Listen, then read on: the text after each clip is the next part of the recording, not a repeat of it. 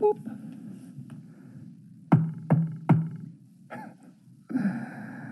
Good morning. Hereby call to order the, It is Tuesday, December 21st. Hereby call to order the Personnel and Governmental Affairs Committee of the Memphis City Council. Would you please call the roll? Councilman Ford. Present. Chair Carlisle. Present. Chair observes the only quorum needed. We have one item on today's agenda, the appointment to Memphis City Beautiful Commission of Ms. Erin Kathleen Midgley. Ms. Midgley, would you come on down? I'll move it. I'll second it. Thank you, sir. No. Hey, good morning. Would you mind pressing the button for me there? This green one? The one below that says push. That says push. Don't There we worry, go. it's gotten me. Let the record show that Dr. Warren has joined us. Ms. Midgley, good morning. If you give us your name and address for the record and just a little bit about yourself or why you're excited about serving on the commission, and thank you for your willingness to serve. Certainly. Good morning. My name is Erin Kathleen Midgley. My address is 1726 Peach Avenue, Memphis, Tennessee, 38112. Thank you so much for your consideration. I have worked in philanthropy here in Memphis since 2008 at the Urban Child Institute and then at the Plow Foundation for almost 10 years. I'm currently with the Local Initiative Support Corporation, which is heavily focused on community development. I bring with me a strong understanding of the importance of our built environment and surroundings. Not just for, though it's important, enjoying recreational space and seeing beautiful things, but also for other things that the council looks at all the time, crime reduction. We want to have spaces for our children to play and grow and learn. And the mission of City Beautiful speaks to me. And I think that I can bring a lot of things, including access to funding opportunities, evaluation and research experience, and more. So I appreciate your time, and thank you again for your consideration. Thank you, Dr. Warren. Any questions or comments? Just want to say it's good seeing another evergreener up here doing public service. Thank you so much. Yes, absolutely. I see in your education you have you're torn during football and baseball season here. Well, I was born and raised in Starkville. So I came home in a hat that was maroon. But when I was at the University of Alabama getting my master's, the Bulldogs beat them in football both times. So I'm pretty much a Bulldog at heart. Let the record reflect. Yeah, let the record reflect. But, sometimes you got to cheer for Bama if you're in the SEC. So. Hey, look, my wife went there, so I've become a bandwagon fan. I get it. Well, thank you again for your service. And colleagues, I'll just call this to a voice vote. All those in favor, signify by saying aye. Aye. Aye. The chair is an aye. This decision is unanimous. Yes, sir. One question. And for personnel, if you could possibly bring this up at our next meeting, could we get an update on when the employee health clinic in the city hall will be open again? Yes. And maybe have someone tell us about what's going on with that, where we are with that. We will put it on for next agenda, and if we have time and they are prepared to answer that, perhaps we can do it today in executive. Thank you. So, Brian, will you reach out to Chief Smith and see if that's possible? I think I'd like to know, personally. Thank you so much for being here. Colleagues, seeing no other business for this body, the Personnel Committee of the Memphis City Council is hereby adjourned. Appreciate it. Thank you for your service.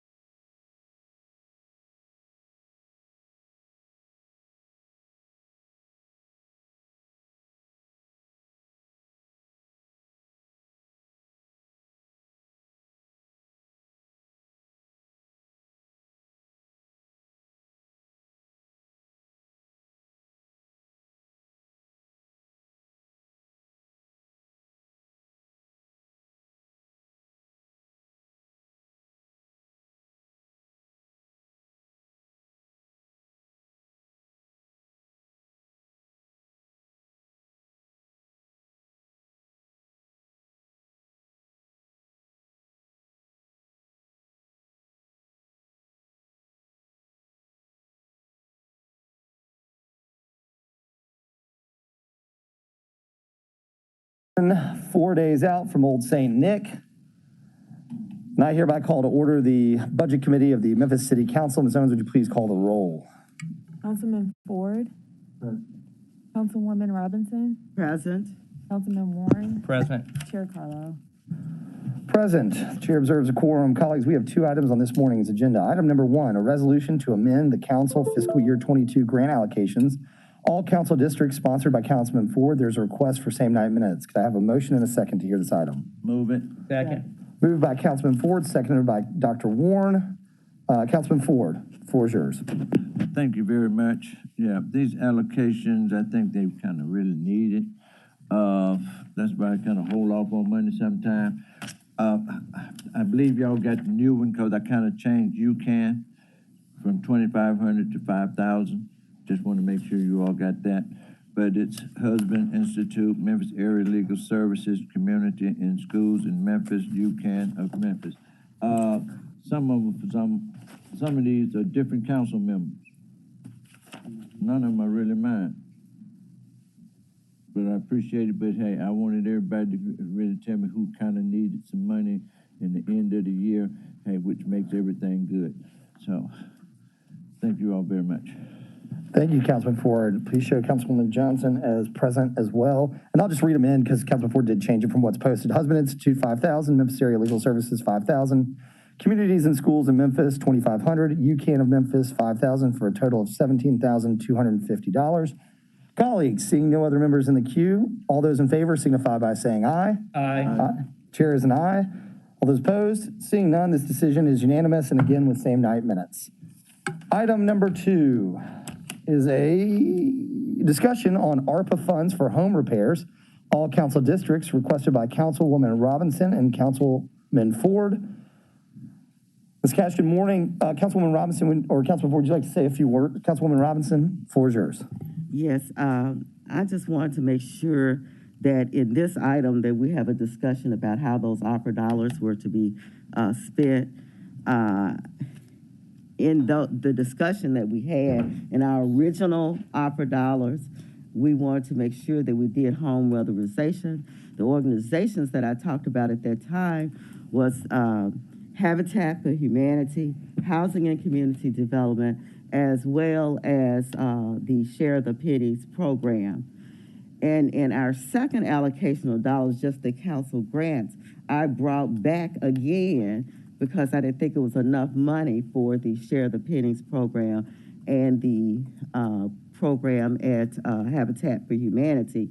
And in that conversation, Mr. Ford reminded me that I had already given them some money. But the reason I was doing that is that we would have a greater impact on improving many homes in our community, not only to reduce their energy burden, but to improve blight in our community so that we can eliminate it. And we were doing, just a few homes a year. TVA and MLGW just celebrated 500 homes over my last 6 years. That is not a lot. We've got to do a better job of not just supporting our youth in the community, not just supporting the builders and contractors in our community, but we've got to do more in the communities themselves. And I'm not just talking about District 3, I'm talking about all districts. And if we divide it up, it's really very minuscule. Thank you. So I just want to know, as I had some people to reach out to our HCD director, she's new, and we were getting misinformation, and nobody knew where anything was supposed to go, so let's put it on the table. Thank you. Thank you, Councilwoman. Church Cash.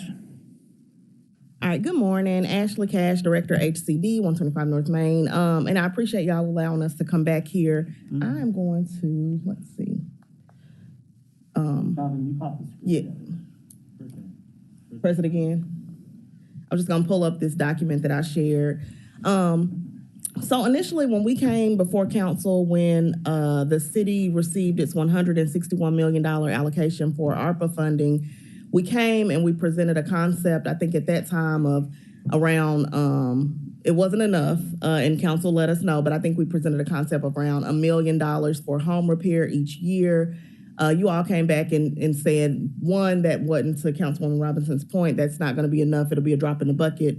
And so that amount was moved up to $5 million between the time we initially came and I think in around September, a little bit before y'all approved the ARPA funding. We went through and tried to put some more detail to this budget and how we spend the funds, and we presented this document to you all. So I just wanted to go back through and kind of let you know where we were. The first part of it just talks about the maximum amount and the type of repairs that would be allowed. This next small section is how we envision to spend those funds. And so it was a couple of different partnerships, one with the Memphis Affordable Housing Trust Fund at about $1 million, with Habitat for Humanity at about $1 million each year. And then LISC, a new organization, they are just getting their home repair program off the ground this year. And so we hope in year 2 to be able to support them with about $1 million as well with the trust fund. The other piece of it, which I believe is further down in this document, is emergency repairs. Councilman Ford, we know that you have talked a lot about people who come to you, and really we've heard from a lot of council members, not just Ford, about individuals who are needing repairs, but different agencies have different application processes. Our own weatherization and lead program, we end up not being able to service certain people because of the other types of repairs. And so we've started the process to enter into a contract with the Works to, and that funding amount will be between $300,000 up to $500,000 for emergency repairs for individuals who have an immediate need, but who may or may not be able to get into an existing program. We have already transferred $1 million into the trust fund. In the time that this was approved, we've negotiated with those different vendors, that being the Works, Habitat, and LISC, to negotiate the fee, to determine the type of repairs, how the program would work.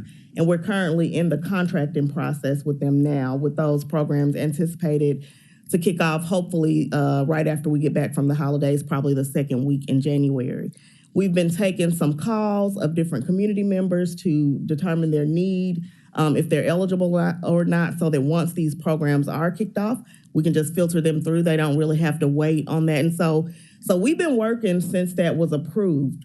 Recently, I did reach out to, I think her name is Margie from Share the Pennies. We talked about that $250,000 allocation from the council, talked about how we can use it, and she is going back to determine what they need to do from a contracting perspective, so we're all on the same page there. So we have initiated that conversation and plan to partner with them on the weatherization side. But in terms of the city allocated dollars, we've already started that contracting process, and once again, already allocated those funds to the trust fund, going from the direction we got from council a few months ago.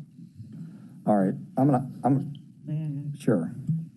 So I already hear where we have confusion. I listed 3 places I intended for them to be divided between those 3, not that they just get it all and decide how it was going to be spent. That's how that presentation, I thought the presentation they made was just their portion of the dollars. But now they're taking control of all the dollars, and that wasn't the original intent. So, hold on. So we have 3 buckets of money from ARPA. $5 million that was a part of the administration's proposal in coordination with some council members for home repair. Correct me if I'm wrong here, somebody. $500,000 for Habitat for Humanity to be the fiscal agent, and I think $250,000 for Share the Pennies. So the question I think really is this first $1 million into the Affordable Housing Trust Fund out of the $5 million HCD tranche, or are we going to call it a pro rata share $1 million? And I don't have the percentages off the top of my head. I guess it would be, if it's $1 million, well, I don't want to do the math really quickly. And I think that's the difference here, right? Is how they really appropriated the 500 and 250, or is this just the first $1 million from the $5 million home repair? And that's kind of semantics at the end of the day for now. mean, you would, Can I yeah, respond to sure. it? Thank you. So the buckets of funding that I just talked about are the 5 million that are coming out of the administration's bucket. We still anticipate that 500,000 to Habitat for Humanity on top of the 5 million, that 250,000 to share the pennies on top of the 5 million, and then I think y'all allocated an additional 3 million up and above our 5 million. So those are still available. We're not, commingling those funds. And I do want to say, just to be very clear, part of our agreement with Councilwoman Robinson was that as a part of the 5 million, that in addition to the 500,000 that Habitat for Humanity was part of the council initiatives, that of the 5 million, another 500,000 would be given to Habitat as the fiscal agent, so that and they may get more. I got it. They may get more, but at least a bare minimum of $1 million was going to end up flowing through Habitat. Who is LISC? Local investments for strategic communities. Can you get the council some? And it'll be literature on Kathy Cowan. She's and she has presented to this council before. They're a national organization. They bring a lot of money to cities, but they are new to Memphis, and so we're happy to provide some information. So let's do two things. If you will get the council some literature, and I think it probably would be beneficial for them to come just say hello and introduce themselves to council. Hold on a second. I've got a couple more follow-ups here. I got Warren in the queue, and then all right, that's LISC. To Councilwoman Robinson's point, for me, piggybacking off of that, so we have this ARPA bucket. We've got $1 million going to the trust fund, and then the trust fund is picking 3 fiscal agents. May I clarify? Yeah, that's what I mean. Perfect. So the $1 million for the trust fund. So if I do it backwards, we've got the $1 million for Habitat. That's a specific agency. Let's just stay the money with the cash for you works pushed out today. You've pushed $1 million out to the trust fund. So we're going to release an RFP, which we did. We've done for round 2 of the trust fund. We did it for round 1, which allows other agencies to come in and apply for these home repair dollars. So that we've picked some groups that we feel like can do the work and do it quickly, but we also want to open it up to other agencies who can do that home repair work and who may target different geographies. So that'll go out, like I said, the first part of the year, but it'll be released as an RFP for different groups to apply to. Okay, hold on. Hey, Jonathan, will you kick your presentation back up to that page? So, all right, let's stay on the million for a second, because I just want to make sure I understand. I'm not sure I'm 100% clear. So when you say RFP to groups, you are not talking about individual citizens. You are talking about fiscal agents. Right.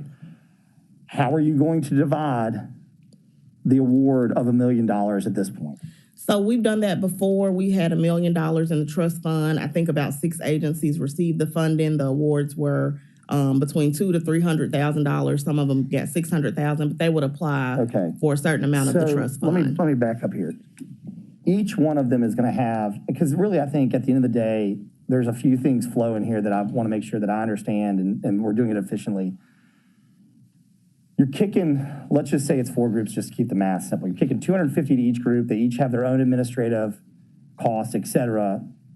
My concern is again, at the end of the day, communicating to the general public where they need to go, whether it's geographically or where there's no case manager at this point, right? Like, I think about a lot of our nonprofit work, at least the time that I've been on the council talking to these people, and like someone always seems to get lost through the system because they don't know where the point of beginning is to actually getting what we want, which is, I just want to repair my home. So where do I go to do that, and how do I accomplish that? And then secondly, to that point, is who for those organizations is really managing the contractors, the pricing, all of those things. Like, I get it that takes that burden off of the city of Memphis and places it on a nonprofit or some fiscal agent to do that work. But if you start spreading it out 6 to 8 agencies, is that really the best way to do that from a administrative cost perspective, meaning the dollar actually hitting the household, and some confusion about like, well, I got $5,000 from the works and I got $6,000 from Habitat. And it's like, are we really about to go back through that process again? Or does it make sense for us to hire a temporary contractor to be a project manager, much like Accelerate Memphis, and manage that process so that there's one place to go to for all your needs, for administration, and to be frankly honest, because if that's something that we have to do, it seems like having one place to go to is a lot simpler than having multiple, like the funds spread out amongst multiple places, other than the fiscal agents we've already selected, Habitat and Share the Pennies. But for the remainder of the funds, it's just, I don't know that it's an opinion. I'm not sure that that's the best way to go. I know we've done it before, but it just seems like we're spreading resources again, and we're gonna have a lot of, each group's gonna have their own administrative overhead, and then we're sending people different places to piecemeal together different buckets of money. It's just a, you know. Yeah, the only response I would say to that is in terms of where to go, we can go to our home901.org website or call 211 for assistance. That routes you to the different types of or places that you can get assistance, whether you need rental assistance, home repair, et cetera. So there is one central place. We do receive a lot of calls. I know council does. When council receives calls, they give that information to us and we direct them to the appropriate place. So that would be my comment to that. I hear what you're saying in terms of people's confusion, but we have tried to at least simplify the one-stop shop, where to go to receive assistance as needed. I hear you, and I'm not trying to be a naysayer. I can just think of two or three quick, maybe they may seem like stupid scenarios, but you know, if the money's sent to an organization outside of the control of the city of Memphis as a fiscal agent, and there's an issue there, then they call us, then I got to call you, then you got to call the organization. And it's like great, here, government, yay, right? As opposed to being very streamlined and efficient. And I actually like utilizing nonprofits for the most part, but I'm just very concerned about this mechanism. And so I may have a few more questions, but I'll yield the floor to, I've got Dr. Warren, or actually I've got Councilwoman Robinson and then Dr. Warren. And that is a great question that you just asked. The council does have a committee called the Weatherization Committee. We've not met because of COVID-19. We have scheduled a meeting in January, and our number one goal, because we've accomplished our other goals, was to make sure that we had one agency where citizens could go, and then we could distribute the funds from there. How that happens will come out of that committee meeting. It'll be time for me to bring a report back to the council, and then we decide what we do moving forward, and we should close out that committee at that time. But we have done a phenomenal job of bringing, and the agencies that I just called, it's more than that. We have the records in our office of the meetings that we had and other participants in the process, and they are not all not-for-profit organizations either. And we have talked about how we could expand the program where more people, and there's one place that citizens could go to apply, and wherever they fit. So if they needed a roof, you know who's doing roofing, and it will be listed for you. If you just need weatherization, a new heating and air conditioning, they knew where to go. If you needed something for children that have asthma and they need to do some other things in their home, we were working on that, and that committee has been sanctioned by this council. Fantastic. Dr. Warren? Yes, thank you. I just was wondering if we could get an update on distribution of ARPA funds for programs like communities in schools or the hold on. equity to, so let's if we bring can that have up. that from Yeah, Shirley. let's do that. Well, let's do that at the end. We're on a discussion item. That's new and old business. So Councilwoman Robinson, thank you. I actually really do look forward to that. And to the point, I guess what I always just go back to is, you know, and others have said this before. I know Councilman Ford has said this before, which is at the end of the day, I know 311 gets inundated.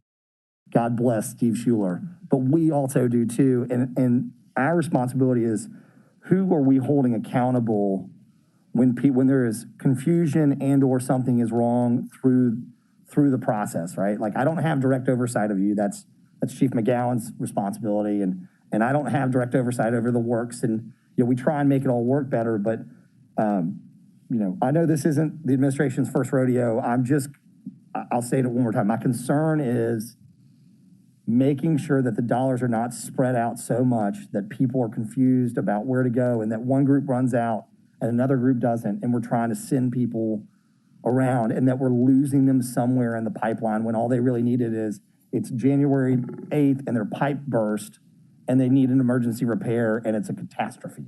So again, if it's, hey, we want to sign a contract with a group to be the case manager of this money to manage this process so that there is one person who is ultimately responsible for getting these home repairs out, because I know that it is a huge priority for this council, like that this does not get screwed up. So, and I know it's a priority for the administration. I don't want to imply that it's not. I just cannot stress enough that I am concerned a little bit about how this is going to get administered. So I'll stop belaboring the point. Councilwoman Johnson.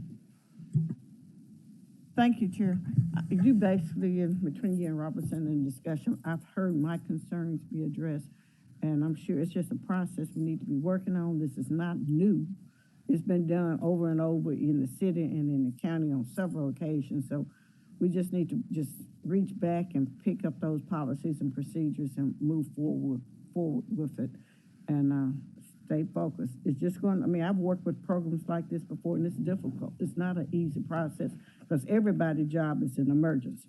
Once they contact you, there's nothing that people are willing to wait on. So it's just a process. And then with the labor shortage, and we got a problem with materials that may be possible, it's a lot of other issues that's going to have to be addressed in this process. But thank you, Ms. Ashley, for your work. Thank you, administration. All right. Councilman Ford? Yes, sir. Yeah, we do that. Before we turn the microphone on, please, sir.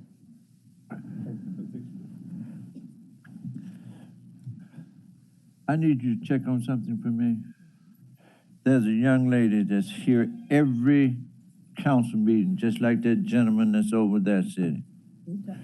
Okay? Is that her name? Betty Robinson. She has no heat, air. If we can, we need to take care of her. She's been here longer than all of us, some of our ages, okay?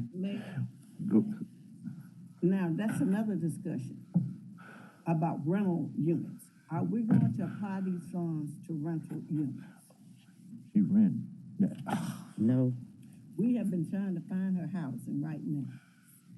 And so far, her owner wants an X dollar amount for the property, which is not worth. Yeah. But we have been talking to her, but it is a rental unit. So we can get her information and reach out to her and see if we can assist her. I do know our lead program works with landlords, and our weatherization program works with landlords, and so we'll reach out to her and see. Generally, this money is for homes that people own, but we can reach out to her and see how we might be able to assist. Do y'all have her contact information? Okay, thank you. Yeah, she has that because, like I said, she's been with the council longer than anyone. You know, she was here when I was on the council before, and she probably was here before me during that time. And she was really kind of got sick. She missed some meetings, but she's still sick. She needed operation, everything else. And if we can try to find something for her to get out of that room property, you know, sometimes you have these slumlords don't care, okay? But this is one lady that really needs the help, and if we can help her, you know, please. Yes, sir. We'll get her contact information and reach out to her and see if there's any thing we can do. I appreciate that. Yeah. Okay. And I have one you got follow-up her phone question. number? Yeah. So in the process of the $1 million, you're stating that the Share the Pennies program has to apply for those dollars. Is that what you're stating today? So they have the 250 that you allocated already, and they can apply for that $1 million through the trust fund. So council members, I want you to know it takes about $8,000 to do just the weatherization. That has nothing to do with the roofing. We will be only doing 31 houses. The rest of the money comes from citizens, the extra pennies that they have on their utility bill. That means we are not making any investment, to me, in the homes of citizens of Memphis. 31 homes is not a whole lot. Thank you. Thank you. What's the current balance of Share the Pennies? Do we know what their current? I can look it up. Yeah. Do we know the cash on hand? $250,000, $8,000. I can pull up the last report, and they should send it to you every month. I've asked them to do it. If you're not getting it, I will make sure. I think maybe they do. Just get so many emails. All right. Look, I think this is one, first off, to the administration and council members, this is a great step in the right direction. We all know we need to do more. This can lay the groundwork like any program. I know we've had things like this in the past. We continue to try and make these things better and more efficient for the end user. And, Ms. Cash, I appreciate you coming in today. I think it's probably important to kind of stay close to this for us. So, if, let's maybe touch base towards the end of January or February as the program continues to progress, because I know it is important. And, the housing stock in Memphis needs a lot of love, to Councilwoman Robinson's point. And so as we progress, for me, I appreciate the overview, and I know we are still earlier in the process, but as you start to come back, I really want to know where I get down to is it's great to understand the overarching summary, but what we're ultimately responsible for is we get questions on, like, literally, how do I print out an application and turn this thing in? And so that's the stuff that we'd like to be able to communicate to the 1.7 million. That's the end of October. Perfect, thank you.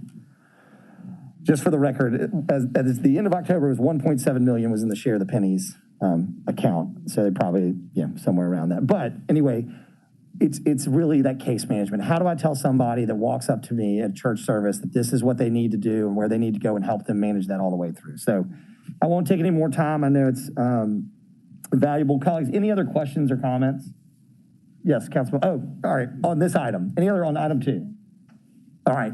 Any new or old business? Councilman Warren. Yes, if possible, could we get an update from administration about where we are with distributions of the ARPA fund we've allocated at this point, like communities and schools, other programs that are out there? When should they expect to see their funding?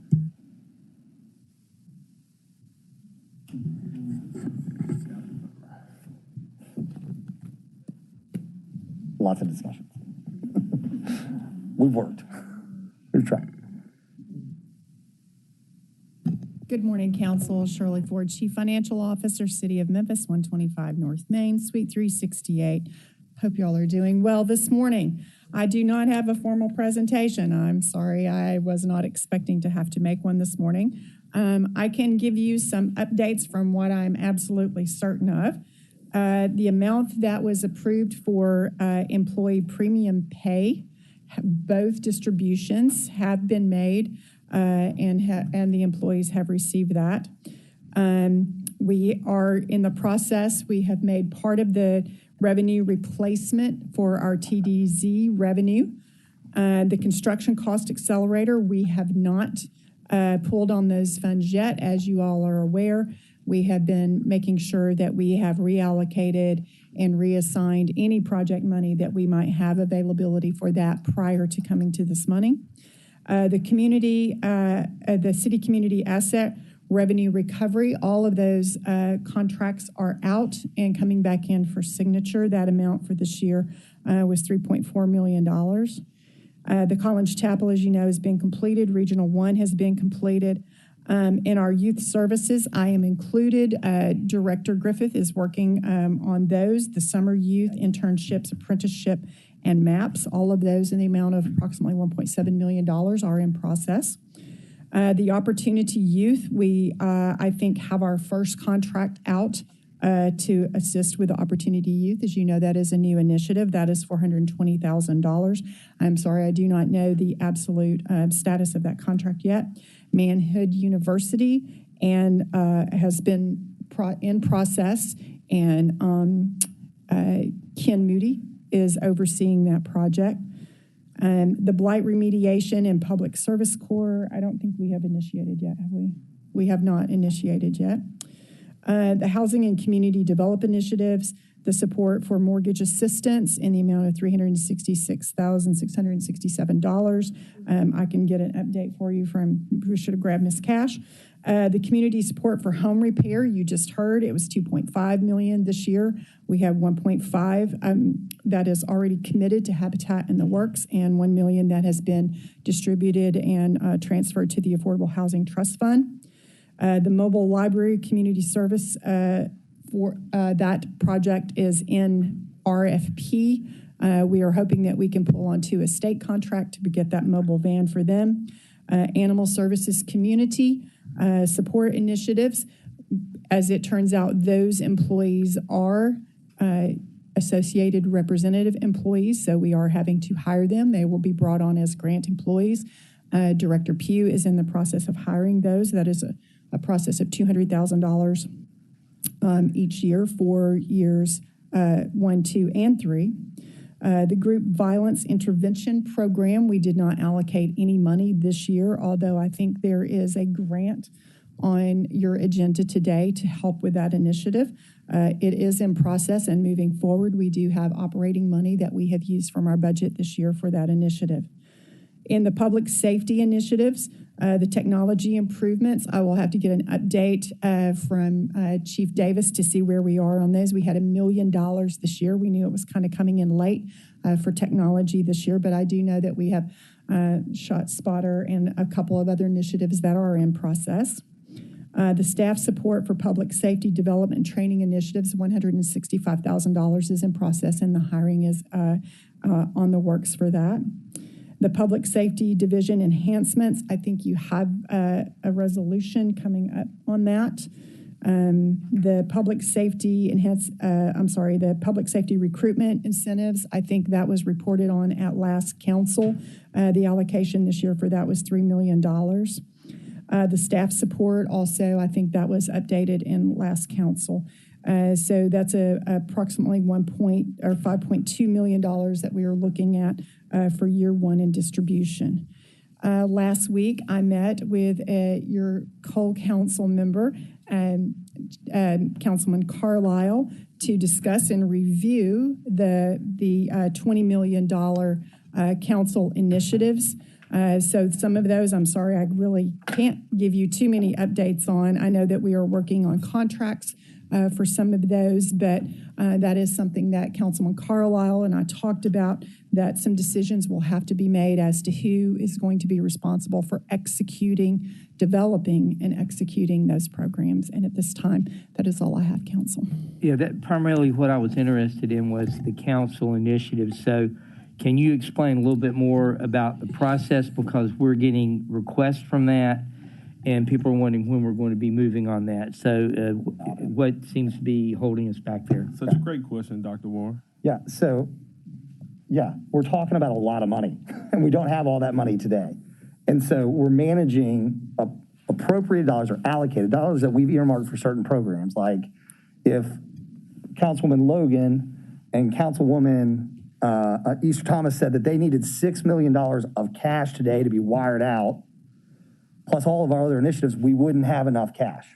So what Chief Ford and I met about is one, getting her presentations on some of the third-party nonprofits, right? Like, even if it's $180,000, like I think Food Waste Initiative, it doesn't sound like a lot of money, but if we don't have the cash on hand, we don't have the cash on hand. So what we're trying to figure out, and it's really how to manage the larger buckets of money that are more larger programs like transportation initiatives or homelessness initiatives, is the capital outlay over the next 3 years so that we can manage our actual cash on hand, along with much more specific programs. And what we need, whether we like it or not, is the administration's help, because we don't have the capacity at the city council level to come up with, manage, and facilitate those large initiatives. And so what I asked of Chief Ford last week in their senior leadership team with the mayor was start putting some thought to how they were going to administer the larger programs so that we could manage our cash. So I know that there are things like Communities in Schools and Choose 901 and Relationship Unleashed and the Food Waste Project that are eager to get their money. But if you'll just afford us some time, I think we're only 30 days in now since we've approved the ARPA money, maybe 45. So we are working diligently with the administration to try to make sure that we understand when we are obligated to pay some of these money. The last thing that I want to do is next year when Councilwoman Logan says, hey, we've got a piece of property and a contract to build a homeless shelter in Raleigh, to turn around and say, well, I don't have your money for another year. So we're trying to make sure that we understand all of those pieces. And so for what that's worth, we are working through that right now as quickly as possible. And I was just a facilitator to give feedback on some of the programs, and we forwarded on your presentations. Same for Councilman Morgan, solid waste, right? Like he kind of laid out the fiscal years in which that cash needed to be available. So the answer is not as concrete as I know you would like it, but we are working as quickly as possible to try and figure that out. Plus, if you'll recall, it takes time for our contracting office to spin those contracts up and get with those nonprofits and get working on that. So a reasonable answer would be that we may be months away from this as opposed to weeks away. Does that sound reasonable? Well, I would say that, yes, we probably are months and maybe a year on some of these, but I would remind council that, each one of these organizations that you have graciously granted money to and initiatives that you are working with, we still have to have a working contract with them. There must be a funding contract in place. So if we, for instance, I'm just going to pick one, the National Civil Rights Museum. We needed the presentation, we need the document outline, and part of the reporting that is required by the Treasury from the city of Memphis is it's called a project inventory listing. You have to list and describe every single project that you are using ARPA money for and how you are executing that money and how you are measuring the outcomes of that money. So for some of those, I did not even have copies of some of these presentations. I appreciate the fact that probably many of them have come to you, but I didn't have copies of these presentations. And so I kind of sat down with Councilman Carlisle and went through what we have to do to actually implement and execute this. So for each one of these, there will be a funding agreement in place with each one of these organizations that you have listed, or if there are multiple organizations related to your initiative, specifically like the satellite homeless shelter. That may be several different contracts that part of that $3 million is going to. Now, the $10 million that was allocated for this year for council contracts, that's there. We don't have to worry about there not being cash for that. That's there. The $80 million, we received it back in May, I think. So we have that money. So I don't want you to think that we're waiting on anything in terms of giving the money out. It is a process of developing the plan, the project inventory, communicating that with the Treasury, also developing our funding contract that allows us to remain in compliance with the usage of that money, and then the execution of the project. But there has to be someone who is in charge of executing and overseeing these initiatives and these programs. Thank you, Mr. Chair. Thank you, Chief. That's exactly the information that I thought we needed to get out to people. Appreciate you. Doug McGowan, Chief Operating Officer, now 791 North Graham Street. Since they moved, so. I want to be as plain spoken as I can about this. When council approves these grants, if you are an agency that has been approved for this and you are taking it that, well, council approved me for money, so now I'm going to wait for the check to come, the check will never come. There is action required on your part. So my recommendation is this. We, on the administration, will not take for action how you would like to administer the program, the details of what that's going to be used. This is a council initiative. What we will do, however, is an organization should contact the council member or the council member staff and connect them to the Division of Finance so that we can put into place the vehicle by which the check can be written. I will tell you this from personal experience. As you know, I used to run the innovation team. It was a nonprofit. Council passed a resolution to provide us some matching funds. I had no idea. I thought, well, gee, somebody's just going to issue me a check. No, I had to have an appointment with finance. I had to sign an agreement. We had to flow out, okay, what is the tempo and timing of when the funds will come? Who should I send the funds to? Who's the responsible party? So in summary, when an organization is given authorization by council to receive funds, the leader of the organization should contact the council person and their staff, set an appointment with finance to say, I need my funding agreement to be developed, to be put into place. That's how the money is actually delivered to individuals. Then there's the how will the program operate, and that is at council's discretion with the organization how you would like them to operate. We'll leave that to council and the organization about how they'd like it to operate, but hopefully that clears things up. That's the key to actually getting the money to the organization. And to Ms. Ford's point and to Chairman Carlisle's point, remember, we allocated $20 million across 2 years. We have about 10 in each year. So we can't put $20 million out this year. Some will come out this year, some will come out next year.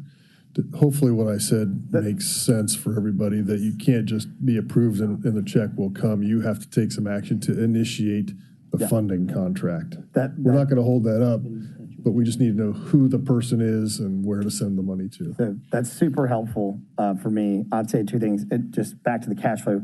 There are also organizations that really need the money and are seeking it today. And there are other larger legacy organizations, perhaps like the Orpheum or maybe the National Civil Rights Museum, where they don't perhaps need the cash. I mean, they always are happy to take grants, but they may not need it this year and may be willing to push their need down the road. And so, again, it's having conversations. So what I would suggest for us is that the incoming budget chair staff be responsible for coordinating with the council-approved third parties. That way, the council member that is kind of behind that can work with them, but just having one individual that is responsible on the staff to get that organization in touch with the administration and facilitate that, I think would be the easiest thing, whoever that person may be. Councilwoman Logan, the floor is yours. Thank you, Chair, and I appreciate the presentation because I didn't even know that was the process. So I know that the nonprofits who apply and are awarded don't know. If it's written somewhere, it would be great if we could share that with them, that process, and because they'll just be sitting waiting. So I appreciate that, and I definitely will let them know on my end.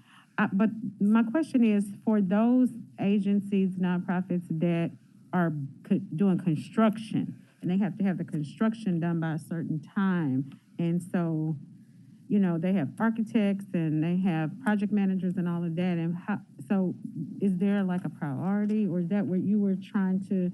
That's the exact conversation that we were having, and making sure that, to your exact point, which is who is going to facilitate and be the project manager that represents the city. The city council doesn't have the infrastructure to do that. And so as we are not allowed to direct the administration's directors, was to make a polite request last week of the senior leadership team, really the chief operating officer, to help us figure out who he is going to designate in his teams to help us manage that process, even if the money is granted out to a third-party developer or nonprofit. Someone still has to be responsible on the city side of managing that process day to day. Shirley sends the wires and vets the groups with Chief Sink, but ultimately Chief McGowan's team is the one who's going to facilitate, I think, a lot of that, I think. But either way, he and the mayor have got to bless that process. And I know that sometimes we have this like separate but equal branch, but we don't have that kind of infrastructure. So we have had the cooperation of the administration. And so I'm hoping that conversation happened last week. And I would just offer that it's helpful when those organizations, so when they come and set the appointment with finance, they'll say, I'm building a homeless satellite facility. I anticipate architecture and engineering to take 6 months, and that will be $300,000. I anticipate construction will last 18 months, and I need 2 increments of funding. Okay, once we have that information, now we can say, okay, well, I know out of this first 10 million, I need 300,000 for A&E. The rest will come out of the next year. And we balance that with all of the other asks that are from this year, so we know how to flow it all out.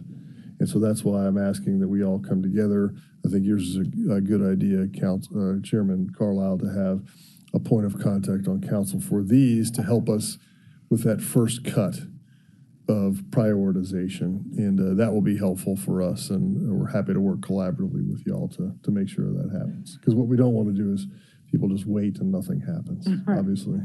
Thank you. And nobody's project is in jeopardy. This is just more of a cash flow management kind of deal. Councilwoman Johnson? Yes, my question is similar in regards to potential. I know a lot of these recommendations were based on the fact that they were seeking additional funds elsewhere. So, I want to be assured all the funds are on the table and being committed before you start something, because it's a possibility you could start it and realize I don't have enough money. So I don't know how you do something like that either. How do you pay someone to come up with a good estimate and it may not pan out? So I think that's a discussion too that has to be out there. I would set that as an expectation with your grantees for these projects, that there's an expectation that they come back and report when they have fulfilled a certain milestone. So, I'll look here. If there's, so Choose 901, $30,000, it's probably just a grant for them to do work. No expectation of matching funds, but for the homeless facility, maybe they need another $2 million for construction. So maybe the agreement for Councilwoman Logan with that organization is, hey, we'll provide you the architecture and engineering funding, but before we get you the construction funding, you need to show that you have other commitments and come before the council just to show, hey, we have this other commitment. That's one way you can do that. And that's why coordination amongst the staff is going to be important for us to determine which ones need to have that kind of come back to be sure you're ready to issue the final check. And I'd add to that something like transportation initiatives. Much like we do our CIP, at least in my mind, some of these were kind of like cover line items. And I fully expect, we said transportation, maybe that's MATA, maybe it's something else, but I fully expect those numbers to be appropriated at some point, right? So I would expect someone to come and then us to vote on some of those larger kind of cover lines that were, satellite's different, but there were larger buckets that were more, we'll develop the program later, but these are things we believe in. So it would be certainly reasonable to have organizations come back in if it's necessary and we can vote on those or have those updates. But again, just because we need to wrap up, and we can always come back and revisit this on a monthly basis. And but it is a process. And I learned that, honestly, sitting down with Chief Ford, this is not even our operating budget process, which takes time. These are federal sub-grantees, and there is a stringent requirement on us and on them. I think last Friday, Chief Ford had to send a update to our plan to the federal government, and we'll probably have to send, I don't want to call it an amendment, but a second update as we start to develop our program, or a series of updates on what we are doing. But with that, I'll let Chief Ford have the last word, and we'll move on. Thank you, Chairman Carlisle. I just wanted to let council know and to reassure you the reporting requirements for this funding from the federal government is very stringent. It is even much more stringent than the CARES. So these programs have to be communicated. They have to be published. So when we put this information out there, this is something that must be published on our website. So each grantee needs to know and should know that there are reporting, and this will all be included in their funding agreement, that there are reporting requirements, and they must abide by those reporting requirements. And if we can't get those reporting requirements from them, there is a clawback provision for the money. So this is not just some, let's give money and grant it and we're done and it's finished. That is not the intent of the American Rescue Plan money. It is very, very reported heavy, and it must be reported publicly. So you will see those as we don't have all the information that we have on this. Right now, all that's on our website are the 2 resolutions that have been passed, but that will soon be remedied, and the program inventories will have to appear publicly and will be published on our website with the updated reporting. Our grants compliance team is required to report on this quarterly. There is an annual report that is also due related to the program initiatives overall and the outcomes that the city has achieved with those funds. So I just wanted to let you know that we are working on that, and it is a big initiative, but thank you very much. Thank you, and just to make sure I say this very clearly so we understand when we get back in January, we're about to have some committee turnover, so we just need to make sure that in all sincerity, like whoever is running budget, that their staff member is very proactive over the next 2 or 3 weeks in facilitating and reaching out to each one of those third-party agencies and helping facilitate contact with the appropriate party at the administration so that they aren't waiting, just thinking they're going to get a check. So I think that's important, Chairman, that what Ms. Ford just said. Everybody should think about, I need an appointment with finance, and that appointment will be to line out the administration part, and then the counseling piece that says, you're being awarded this money through ARPA. Here are the requirements. Do you have any questions? We're the place where you could ask questions about reporting. So everybody needs to think about having a set appointment with a person in finance who will issue that kind of the controls and give them the information they need to comply. And if it's your group and they do seek an appointment, I highly recommend you go sit down. You're going to learn a lot, probably more than you wanted to, but it really will clear up a lot of what is going on between our relationship with this money and our requirements with the federal government and the sub-grantee, and may help clear up a lot of confusion and questions, because like with anything with the federal government, it just ain't always easy. So with that being said, thank you. Any business, other business? Great. I hereby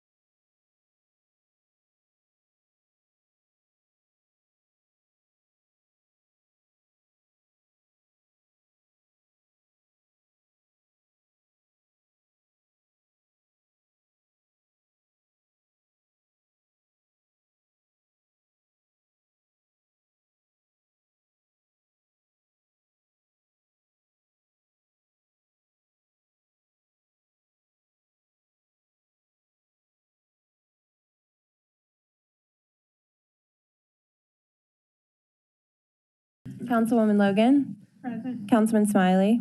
Chair Warren. Present.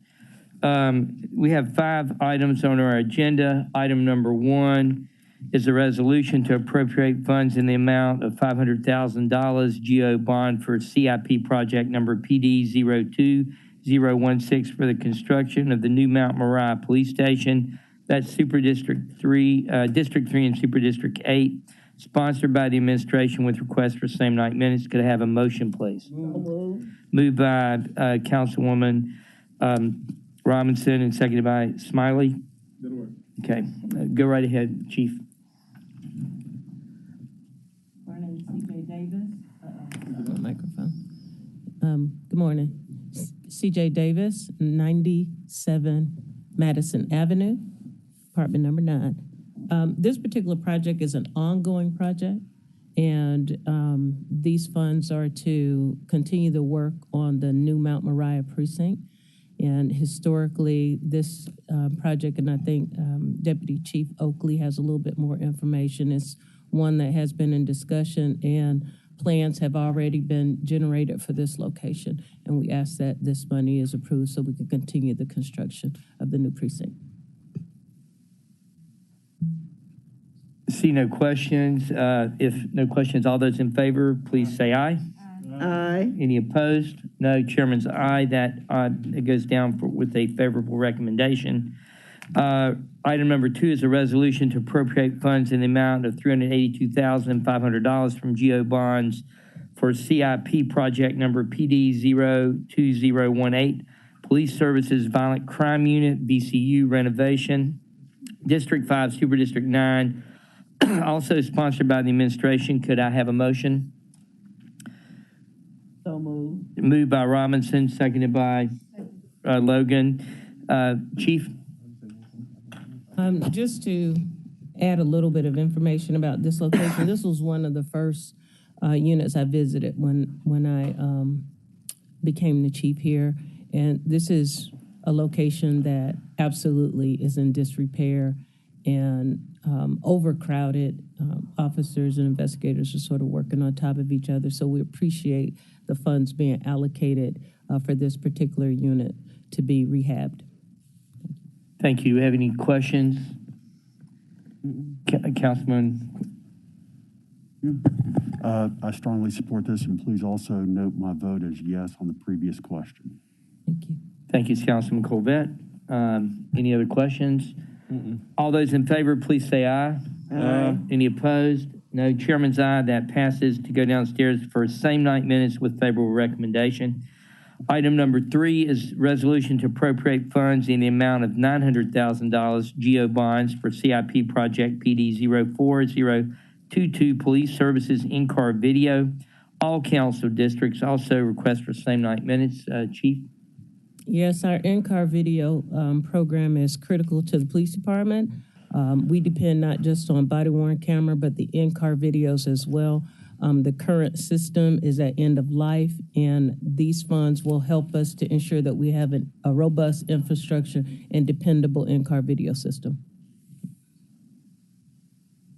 Seeing no questions, I need a motion for this. Move it.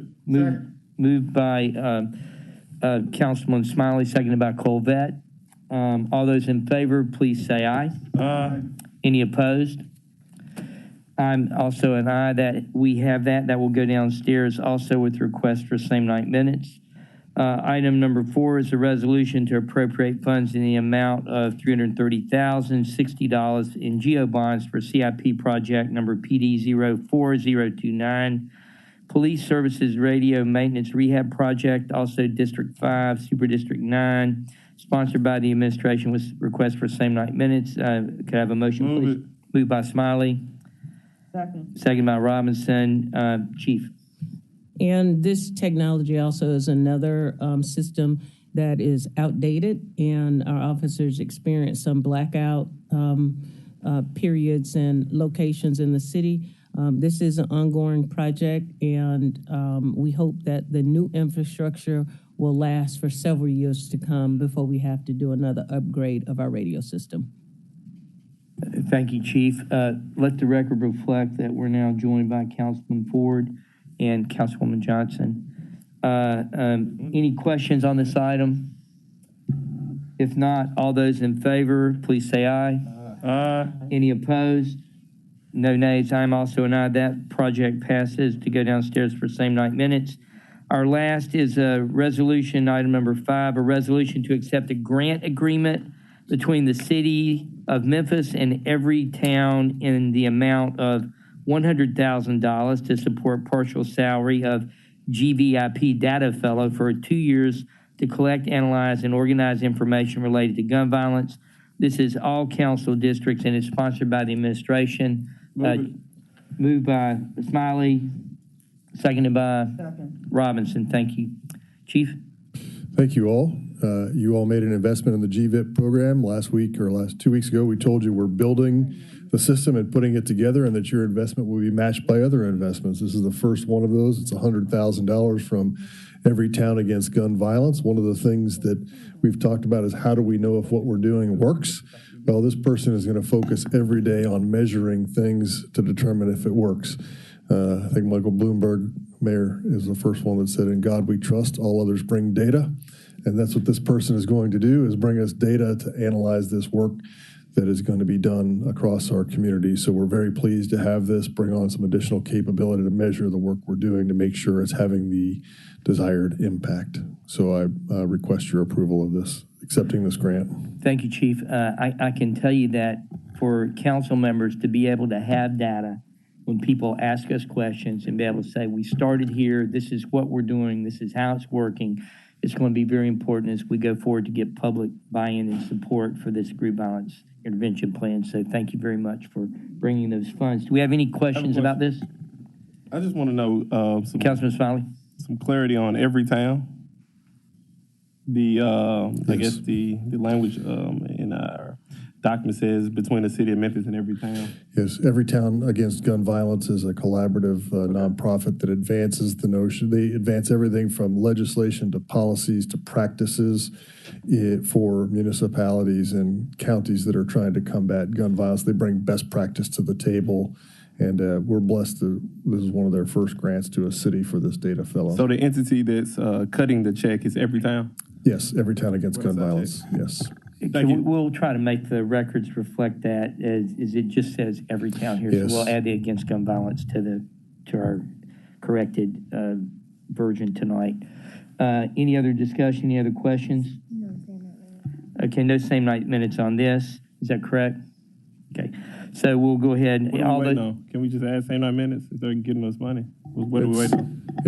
At the will of the will of the same night minutes. Okay, so this will be same night minutes. All those in favor, please say aye. Aye. Any opposed? The chairman's also aye. So that passes to go downstairs with same night minutes. Do we have any other items before the committee? Good. Chief, you're going to say? I just want to thank you, Chairman, for your leadership of the committee. I failed to mention that the last time a budget committee, that chairman wasn't here, but through the last year, appreciate your leadership on this committee, just as I do the leadership of budget committee and the others. So thank you. Thank you, Chair. We are now adjourned.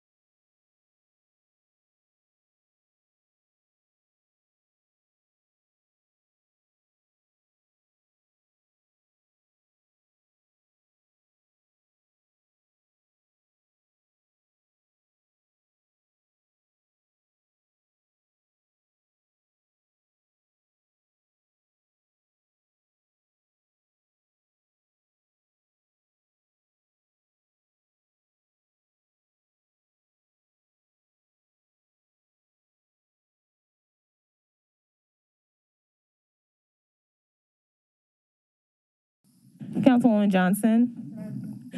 Councilman Canali, excuse me, Carlisle. Oh, no, Carlisle. Oh, I say you. Present. I'm sorry. Councilman Smiley. I just want you to know that I'm here and I've been here the entire time. Thank you so much for acknowledging me, Mayor Keith. I'm here. Councilwoman Logan. Good, present. Councilwoman Robinson. Present. Dr. Warren. Present. And Chair Ford. Present. Okay, we got one item, it's the resolution approving the lease amendment agreement between Memphis and the Shelby County Port Commission and Memphis Industrial Scrap Recycling LLC as approved by the Edge Port of Board on 8/18/21, Council District 6, Super District 8, sponsored by the administration. So moved. Second. And a second. Okay, we got a motion and a second. We're going to hear this item in executive session. I just want everybody to know that, okay? And if there's no further business, we adjourn right now. Thank you.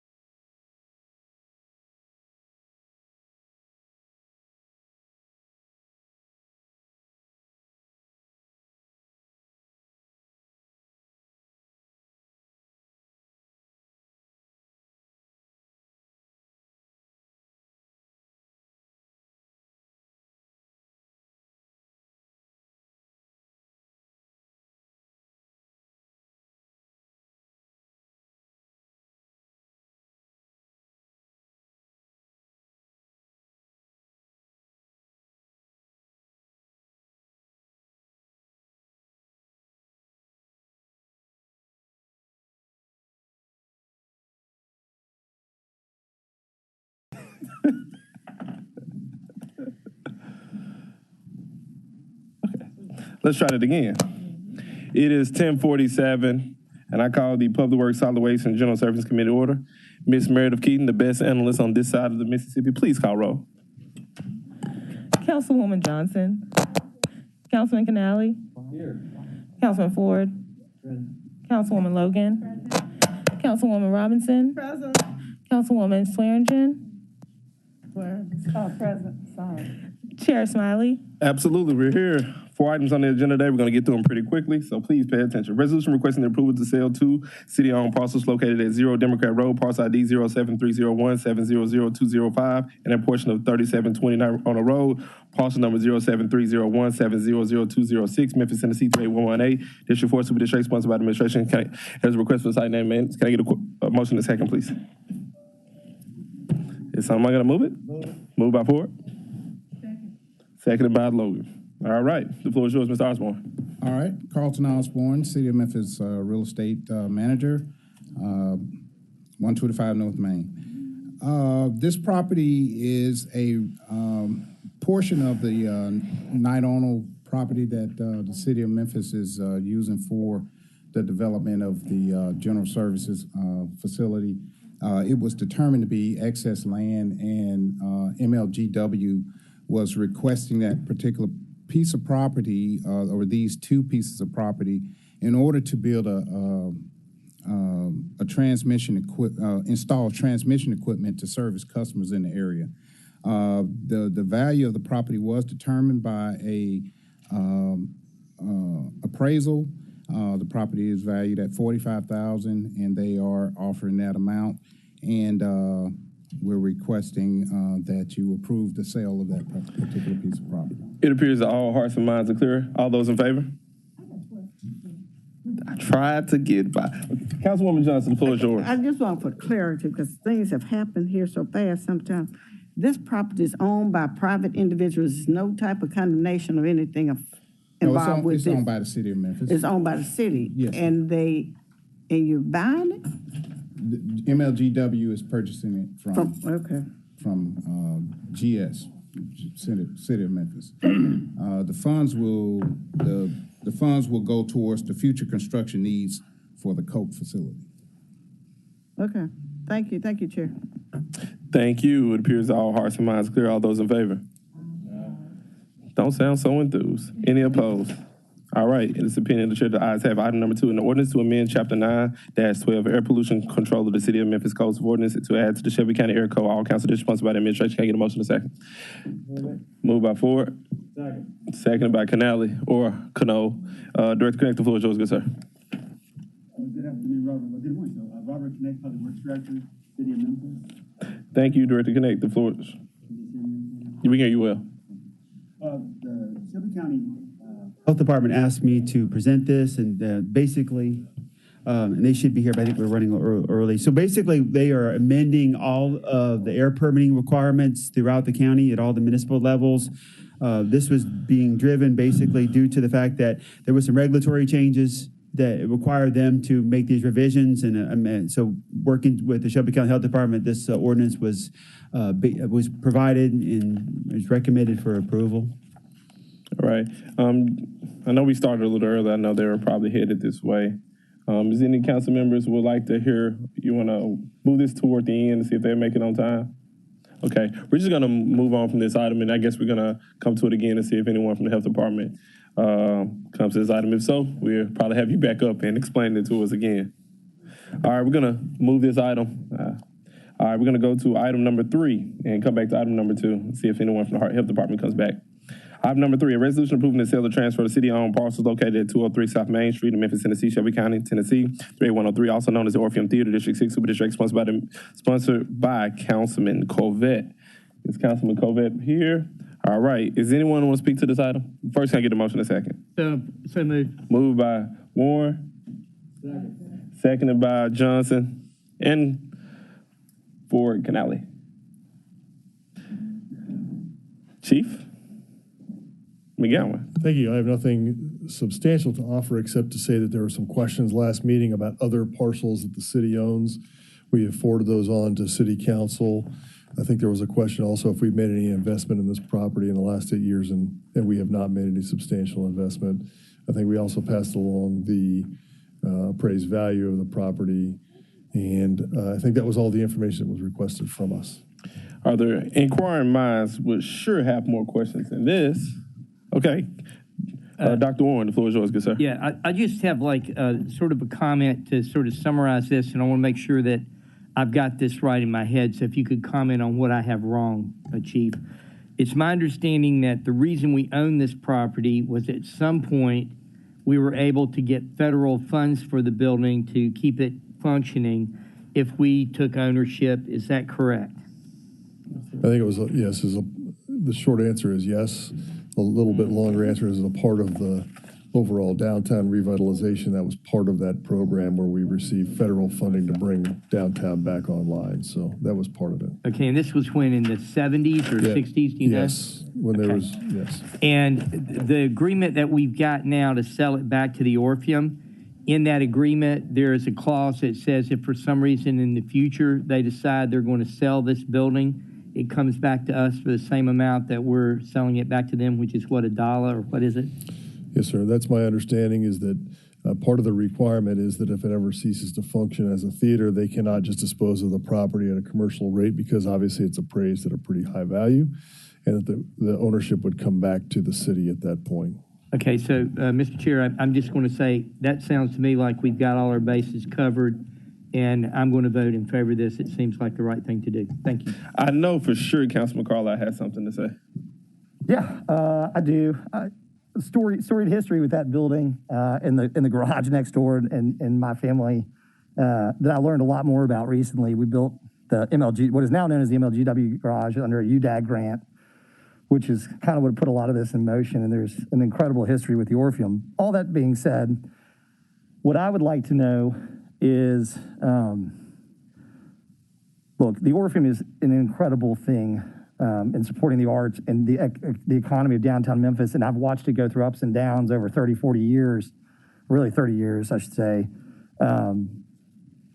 with the quality of production and the things that they've done there. And it really is incredible to see. You know, Hamilton is there, I think, coming up this week, and you've got people coming from 250 miles away. So I say all that to also bring up the fact that we're putting in, you know, as a city and a county, $40-something million across the street. It's a significant piece of pedestrian walkway when you're going from Beale Street connecting to the riverfront. And one of the things, if you've ever been down there at nighttime, is that it is a, you go from the bright lights of Beale Street till you get to the One Beale development, and it gets real dark real fast, and it basically stops kind of all pedestrian traffic. And so I'd like to know from somebody from the Orpheum what the plan is for activating that pedestrian sidewalk. In addition to, there used to be a club, like a VIP club or something on the corner there. I forget what they called it, but I'd like to know what the plan is for those areas, because I'd like some assurances from the Orpheum that they're gonna, you know, we're gonna give you public land. I'd like to make sure that there's some public benefit for space that's already there. Please state your name, your position, and address. I'm Brett Patterson, President and CEO of the Orpheum Theater Group, 203 South Main. And who's this fine gentleman to your right? I'm not sure if we know this gentleman.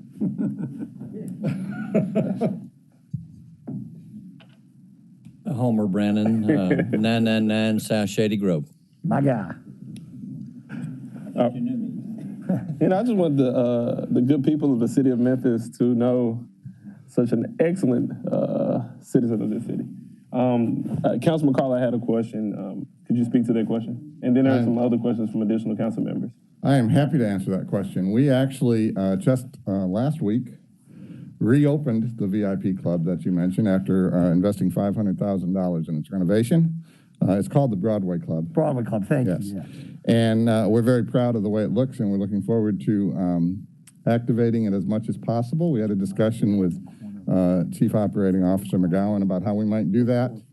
In addition, going further down Beale Street, that large blank brown wall, we are in discussions on how to activate that as well. And one of our hopes that we have mentioned to the Downtown Commission is to perhaps project from the new mobility center when it is complete and use that wall as a rotating projection surface for art, for upcoming event advertisement, both of ours and other cultural institutions, not strictly the Orpheums. Even the possibility of doing what they did at the Alamo in San Antonio, where they have a nightly light show at the same time, very similar to the water show that's in Las Vegas. Yeah.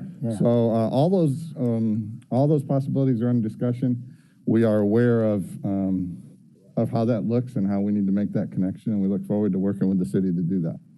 Perfect, yes. I'm not going to take full credit, but I definitely gave that idea. I would like to see that. I mean, that or some architectural lighting in the near term. It's a very, very dark.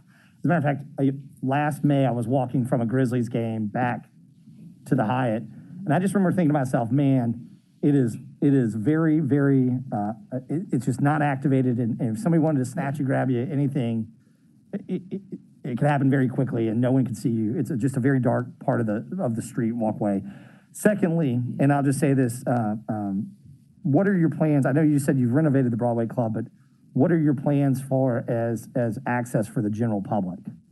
We're actually having a committee put together of our board of directors to discuss that. It is our donor lounge primarily, and it will be open for all of our shows, which is about 250 nights a year. Beyond that, we're talking about doing some test runs to open it up on nights that we don't have shows to see if we can entice people to come in and enjoy that lounge. How many donors do you have that would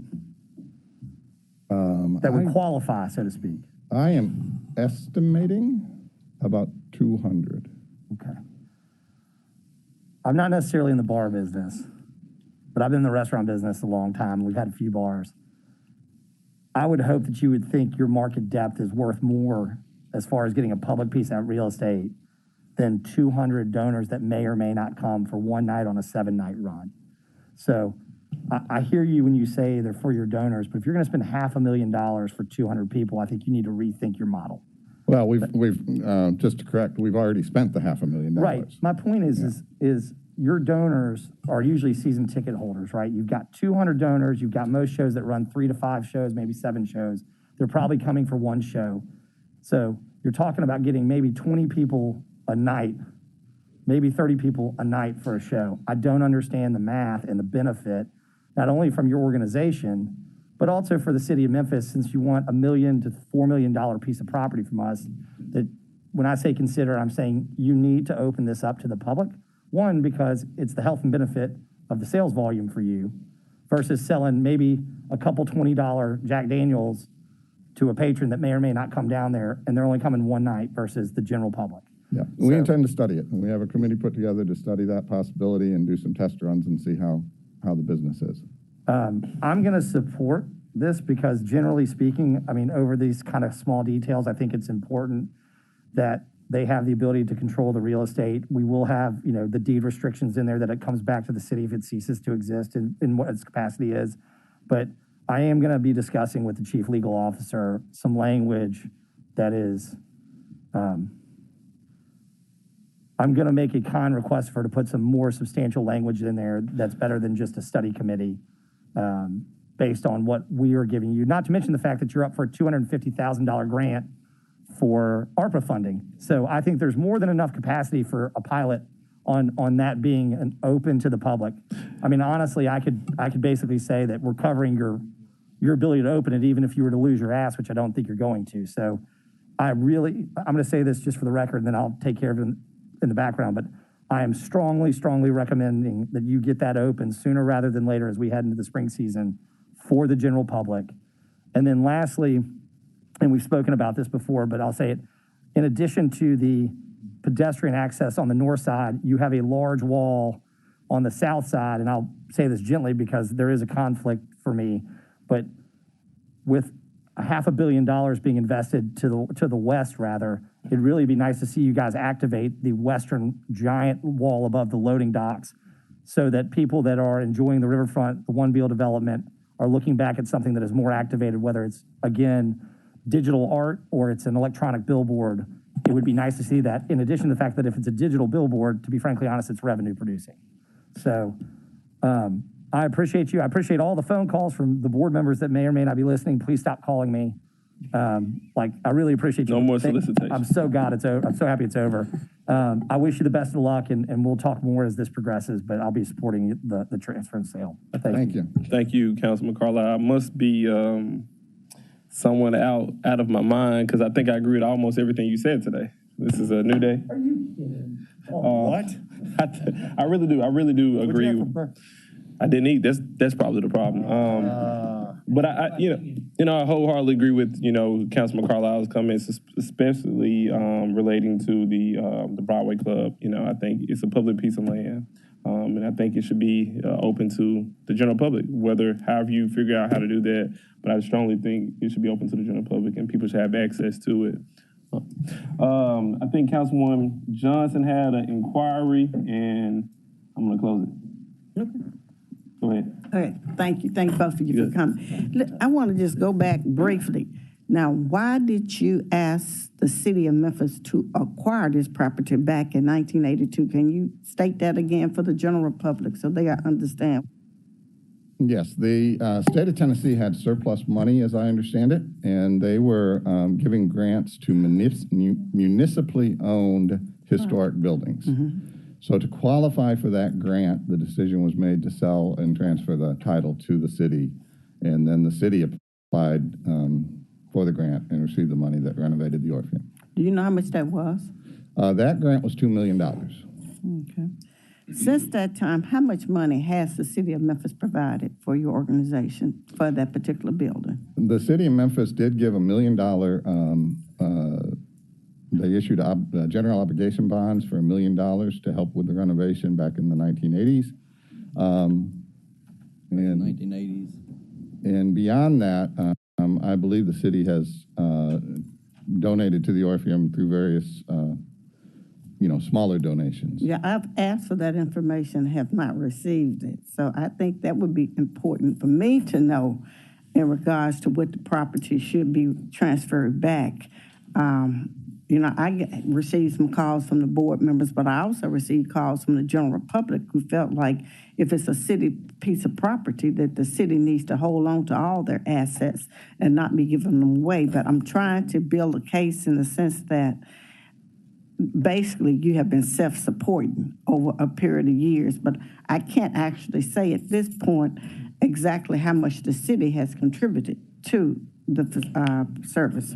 Okay, will you be asking for any additional funds in the future for the operation of the No, Orpheum? there are no plans to ever ask for additional funds from the city of Memphis. Okay, can you also share with us information regards how you assist the general public? How has the general public benefited from the Orpheum? Has it all, do you ever give any general donations to the public with your services there?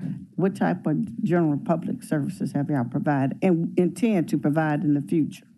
I appreciate you asking that question. The Orpheum Theater Group has a very extensive education program, and we partner with a number of other nonprofit organizations in the city to bring their products to the Orpheum. So we have a very close relationship with Ballet Memphis, with Hattie Lou Theater, with Memphis Music Initiative, with the Refugee Empowerment Zone. And all of those programs that we do with them are provided free. We also have just started a program based on an experience we had with the Orange Mound Cultural Center to allow nonprofits to use the Orpheum rent-free for a set number of times per year.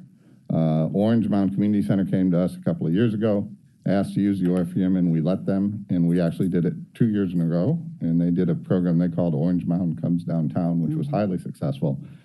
But we realized that we can't just donate it to the Orange Mound Community Center. So we created a program where nonprofits and other organizations throughout the city can apply and use the Orpheum rent-free for an event such as that the Orange Mound Community Center did. So we have a number of programs through our education programs and through our performance schedule that allows many uses by many different organizations. In addition, we do summer camps in the summer. We have one called Mending Hearts Camp, which is a program for young people who have experienced the death of a parent. And we use the performing arts as the healing tool. We provide counseling for the campers, and we provide adult leadership who have lost parents as children to tell their stories and help the kids to grow. And that camp has a modest $50 tuition per family. However, if you can't afford it, it's free. We've never turned anyone away from that camp because of an inability to pay. In addition, twice a year, we offer a program called Camp Say, which stands for the Stuttering Association for the Young, where we take young people who stutter and help them build self-confidence through the performing arts and through public speaking. That program is entirely free. So making our programs and our building accessible to the public is highly important to the Orpheum, and something we will continue to do ongoing. We want to be a community asset, not simply a hall that hosts Broadway and concerts. Fantastic. I was familiar with some of those activities, but it's good to hear about all of them that you provide. And I think those are great programs that you do need to continue with your service. The other question that came up that I was not able to provide an answer for, with your business practices and your vendors, minority participation, how would you rate your services? Well, as far as that's concerned? As the whole world, we have a ways to go. However, we make a effort to make sure that we have representation in all of our vendors and all of our services. We try to use open bids as much as possible whenever we need to. And we have a committee that actually has created a minority-owned business list of vendors for us to use and to solicit bids from. And we also send that to all touring shows that come in to the city. So if someone comes in from The Lion King and they're looking for a black-owned barber, we're able to provide that. I guess my question here would be, and this might be to Chief, currently, under the arrangement being a city of Memphis property, would they be required to try to reach that 25% requirement as far as minority participation? It would not be under our city's contracting if they went through their independent operation. But I mean, currently, as it stands that's now. what I'm saying. Even today, they're an independent organization. It's just that we hold title to the land. So it's not like a city operation, so they're not governed by our OBDC. And just to come back to you, Councilwoman, we did check records back for 8 years, and we know there hasn't been any capital outlay for the Orpheum. And then just anecdotally, with Director Adams here and Director Connect, for the last 12 years, there's no recollection of any CIP outlay for the Orpheum. So as far as self-sustaining and not relying on the city for at least the last decade, there hasn't been anything that anybody has any records of. Okay. So in actuality, they were not necessarily leasing the land. They were just actually given total, they weren't managing it. So they had just total control of the building for the last 40 years. Essentially, they had complete autonomy. Okay. I think that answers all the questions that reached me. And I think Mr. Chase may have something that'll help me with it too. So Chase? thank you both, gentlemen. Thank you so much, and all this. Quite informative. Thank you, Councilwoman Johnson. Councilman Carlisle, if I look at you, I'm just going to assume it's going to be brevity is the word. Yeah, I'll make it quick. One thing too is they are a nonprofit, but they'll go back on the tax roll, so that's good, and they pay towards the CBIT, all that good stuff. So that's important. Did you want? I would love to address that because our current lease payments are $20,000 a year to the city, and of course we won't know until the assessor comes through and appraises the building. But we anticipate our property tax payments to the city will be $30,000. So we actually will be paying an additional $10,000 a year to the city. Yeah. So they'll go up, and then here's the request I'll make for Councilwoman Johnson, and I would hope this won't hold anything up. But your board will convene, and the Memphis River Parks Partnership and other boards have done this. I would highly recommend that your board sit down and discuss amending your bylaws to put that it will reach or utilize best faith efforts to reach 25% minority women-owned participation where it is able to. And I think that is taking a much-needed step forward by having your board acknowledge that and amend your bylaws. And it's a very simple thing to do, but certainly would encourage you guys to do that. We can do that. We can do that. Councilman Carlisle, you all right today? You're all right. You're all right, guy. Okay, it appears that all hearts and minds are clear. Excellent questions from this body. I hope you all take in due consideration to the suggestions of this body. With that, all those in favor? Aye. Hold up. Oh, Chairman, Homer. will this be on the agenda today? Vote. Yes, it will be on the agenda. If it's not on the agenda, I'll put it on via add-on in executive. Same night minutes? Yes, sir. Was it read in as a resolution? I thought you said discussion. No, when I read it, it said resolution. Mine still saying discussion of it. You must have Y'all need to change. Okay, go ahead. Councilman Corbett had something to say, but it was read as a resolution. It was read as a resolution executive, therefore it will be on tonight. If we missed it for any reason, I'll stick it on as an add-on, and if with no objection, I can address it then. We'll go same night minutes. All right, so Thank you. the will seems to be the will of this body. All those in favor? Aye. Any opposed? All right, it's the opinion of the chair that the ayes have it.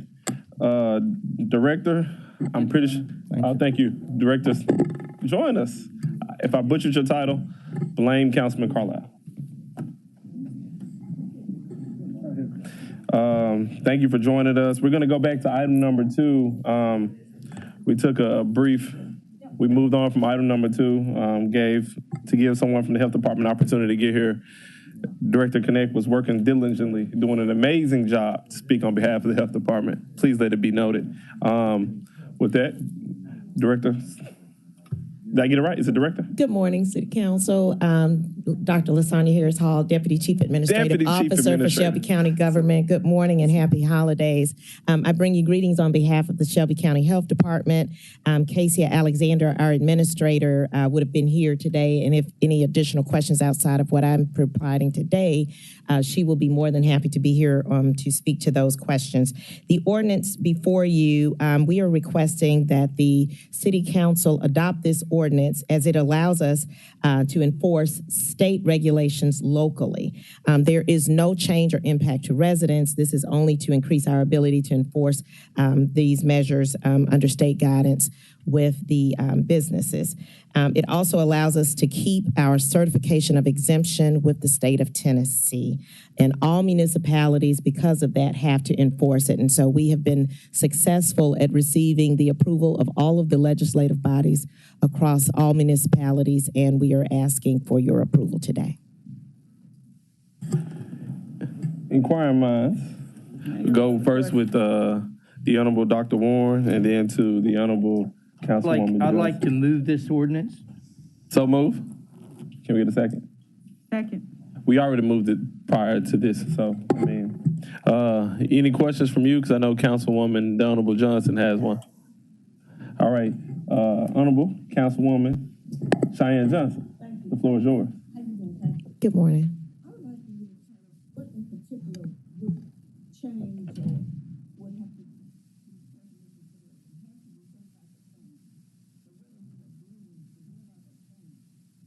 Okay, so we're just aligning our language to what the state ordinance requires. And I apologize that Casey Alexander, our Administrator of Environmental Health Sciences, is not here today with us.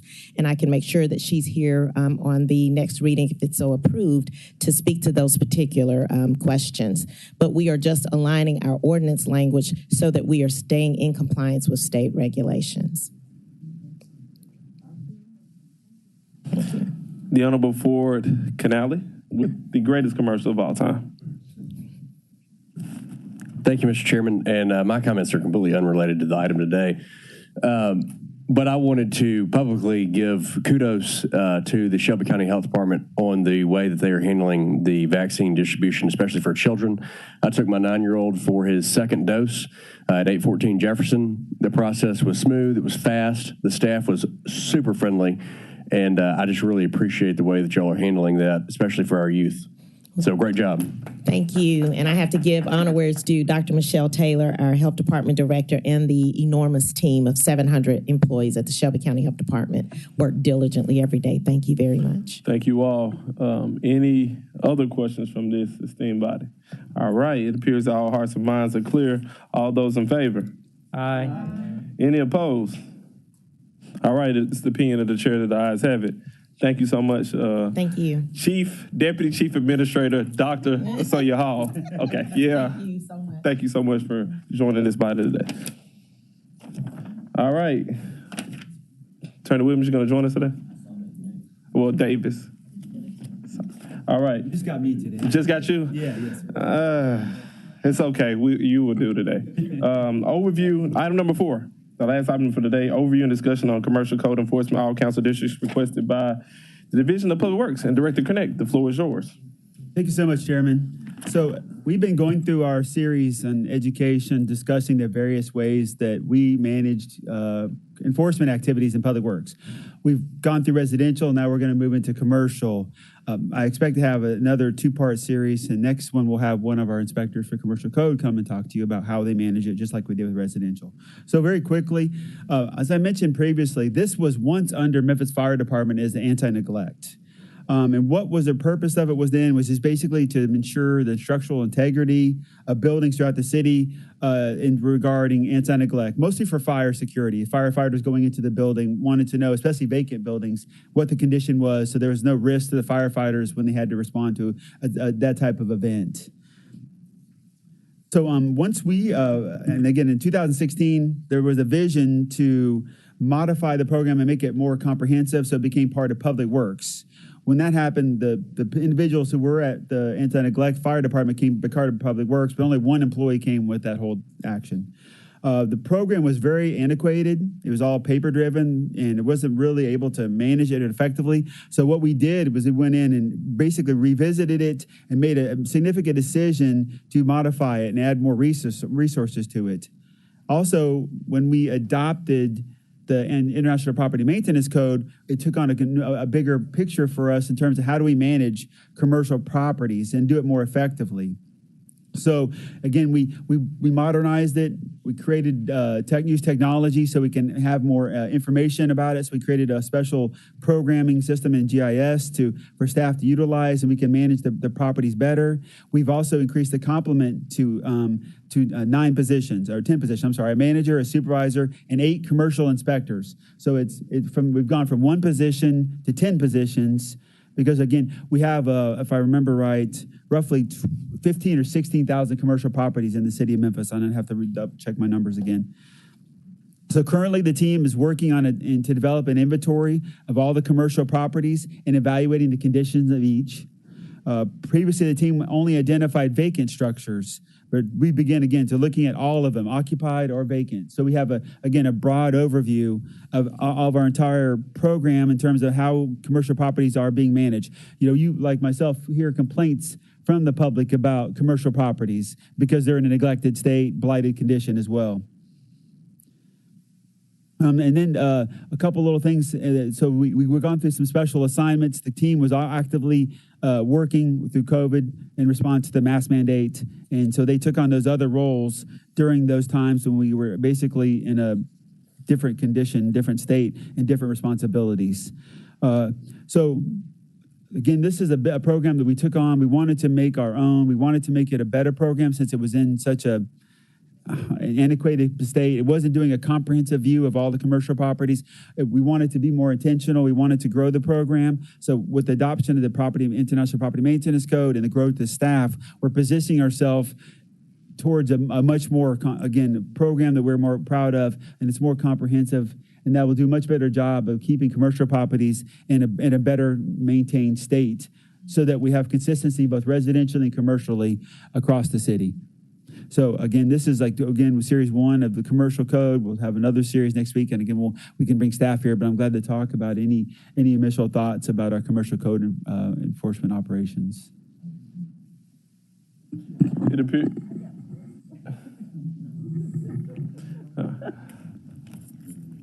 Councilwoman Logan, Councilwoman Johnson may change her mind. Thank you, Chair. I appreciate that. And again, thank you for this class, Director Connect, that we have each session. I appreciate it. Hopefully, a great deal will come out that will help the community for years to come. I have a question about commercial code and city and county code enforcement as it relates to businesses and county, because I've encountered quite a bit of confusion myself. So as it relates to businesses, and the commercial code enforcement in the city, what is the relationship with the county? Because a lot of times if I have a problem, they'll say, well, that's the county because it's a commercial property. What's the difference in that, and how do they work together? And do the city commercial code enforcement officers know the county code? So if it's not a violation of a city code, but it's a violation of a county code, and it's in the city, do they inform the county, or do they inform the citizen to file a county code, or, what's going on with that? That's a great question, Councilwoman. So our inspectors are very clearly aware that they have responsibilities to manage the property from a neglected state and maintenance, right? So as Director Zine and I came, we kind of gave a high level view. Most of the differences is that what my organization does is the maintenance of properties. Zoning enforcement or commercial on the Shelby County side is over the use of the property. How is the property being utilized? That's the zoning side of it. So whenever there's a use case where it's a violation of the approved use of it, then if my staff comes in and sees that it's not a maintenance issue, a zoning issue, yes, we do have the ability to notify the county code enforcement office to let them know there's a zoning issue with this property. We also will educate the public at that time, explaining to them the differences and responsibilities, where we would be responsible for what types of scenarios, where the county would be responsible for the other types of scenarios, like again, being a zoning type of violation. We are also obviously exploring a more education towards getting more information out to the public that we've talked about here. How does the public become more aware? Who has what responsibilities? Because it is difficult sometimes to differentiate what is a zoning issue versus what would be a maintenance issue. So like the potholes and the parking lot lights on a business, at a business or commercial establishment, things like that. When they're out and when there are a lot of potholes and when there's, certain things that are in disarray, who handles that? And so like a pothole in the parking lot or lighting that's not on, that would be us. That would be Public Works Commercial Code Enforcement, because that's a maintenance issue. So like, an issue where it would not be us would be like a signage issue, or where they are zoned for one type of use, but they're utilizing it for another type of use. That would be the Shelby County zoning enforcement action. But if it's like a pothole or if it's a neglected condition, then we would notify the owner of the need to correct it. Well, see, I was referred to the county building, the building department in the county went that if it was a strip mall or shopping center and all of there are a number of potholes or all of the lights, parking lot lights are out. And I actually spoke to a gentleman in the county about it, because I was directed by the city code to talk to them that it was a county building department problem. So you're telling me now, if it's a commercial property in the city, the commercial code enforcement is responsible for that? If it's a property maintenance issue, okay, because it's under, again, we adopted International Property Maintenance Code, okay, the majority of those property condition violation types would fall under us. Now, it's as if there might be something I'm missing, but that's the general understanding, is that we manage any maintenance-related issues of a property condition. Okay. Thank you for clearing that up. I'm glad to know that. And they verified, gave me a thumbs up that I actually with the name of the department, the gentleman that I spoke with. He was very helpful, but I'm glad I don't have to go through the county for that type of thing anymore. I appreciate that. And I did hear you say that the city commercial code enforcement officers do refer residents to make a county report if it's not their issue, or they will do it. Yes, ma'am. I'm asking. Yes, ma'am. As a courtesy, yes, we do educate And in many instances, we do already know how to make those referrals. That we do have a good relationship for the most part with the zoning enforcement office under Josh Whitehead and Director Zena. We've been fostering that and trying to make it easier for the public so we minimize the back and forth. Okay, thank you, I appreciate it. You. Thank you, Councilwoman Logan. The Honorable former County Assessor, the great, the phenomenal Cheyenne Johnson. The floor is yours. Thank you, thank you. Basically, you've already hit on what I wanted to speak on. How are we going to educate the public about these codes requirements? You know, you've done an excellent presentation in regards to residential properties, and now we're going into commercial. We're hearing about it, but it's still difficult to get the information out. So I would like for you two to try to come back with some way of making sure we know the general public knows about all these things, because it's out there, and we get complaints all the time. But and a lot of people just don't know I'm in violation. So I would love for that to be done. Come up with a plan for PR work. Yes, ma'am. I agree with you 1,000%. So we are been working with Communications Office, Chief Madden, trying to come up with ways to improve our educational outreach. We have the 901 Keep It Clean campaign that's getting ready to become a major focus of our organization on a media outreach program. So we're definitely going to be looking at ways to do a better job of educating the public with that type of strategy. But I will also consider, since we focus on residential and most of that, we're going to look at how we do so as well with our commercial and industrial as well. Because they're just as important too. You know, they're a good reflection of face of this community. And I think if people know that they can turn them in one way or other, more people will keep them clean. And there's a lot of times just basic clean and sanitation type of work that needs to be done. So thank you again. Thank you for the effort. And if I can help you, let me know. Thank you, Councilwoman Johnson. The people's representative of Raleigh and Cordova and District 1 has a question that she wants to piggyback off of the Honorable, the amazing Councilwoman Johnson. The people's representative? Let me say too as well, that if a citizen has any concerns about a property condition, they need to just call 311 and report it. Let us start at that place. If there's any concern about any type of property, residential, commercial, whatever it is, if it's a condition concerned about the property, they need to report it to 311 too. That way we can at least start the process. That's a whole But nother this is the story. best part. We are spending 20 minutes here talking about whether someone's going to the city or the friggin' county, and even Is that something we you want to don't say, know. Chase? Are you saying here's the deal. consolidation? We can talk about political power all we want, and we literally can't get people to the right place, including our own body, to go when there's a property issue. And we're praying to God that Robert's group gets somebody over to the county, then the county sends them back to the city.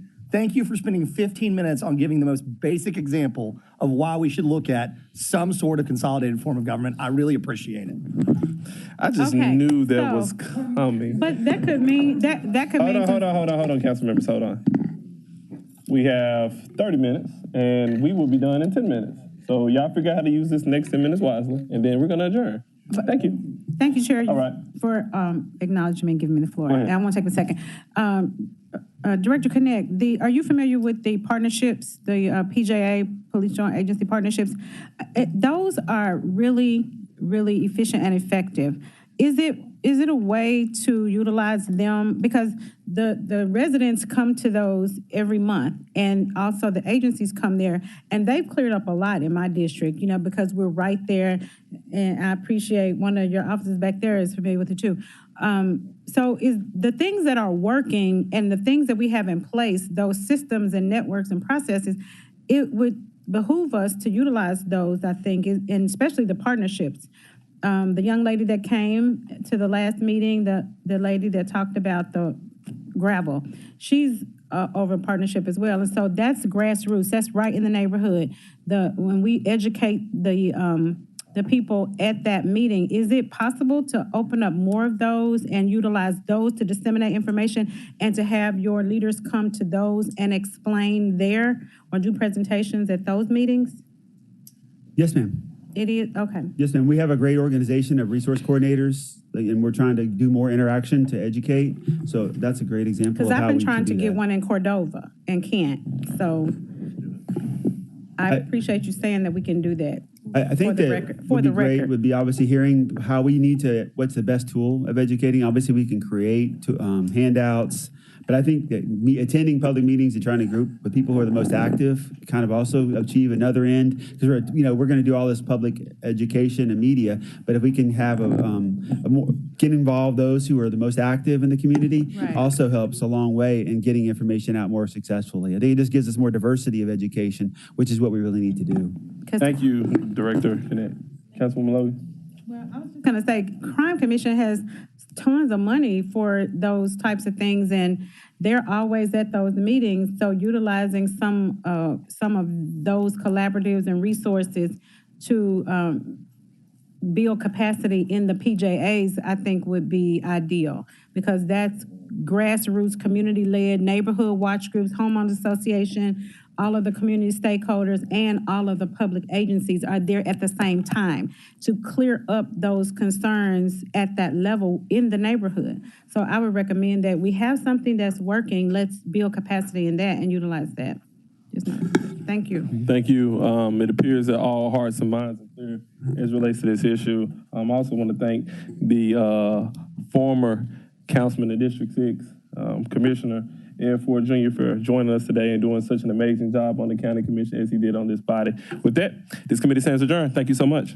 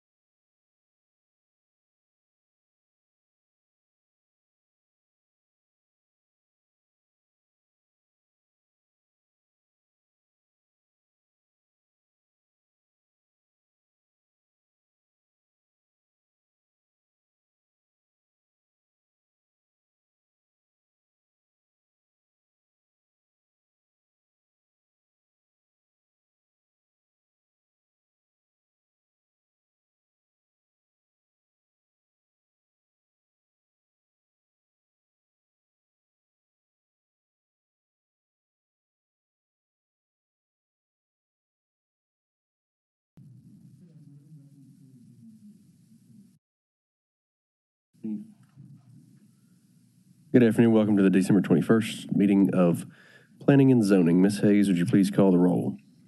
Councilman Canali, Here. Councilman Carlisle, Councilman Warren, Present. Councilwoman Easter Thomas, present, and Chair Canali is here. You almost called me Canali, I swear to God. Chair observes a small quorum. Colleagues, we have 6 items on the agenda today.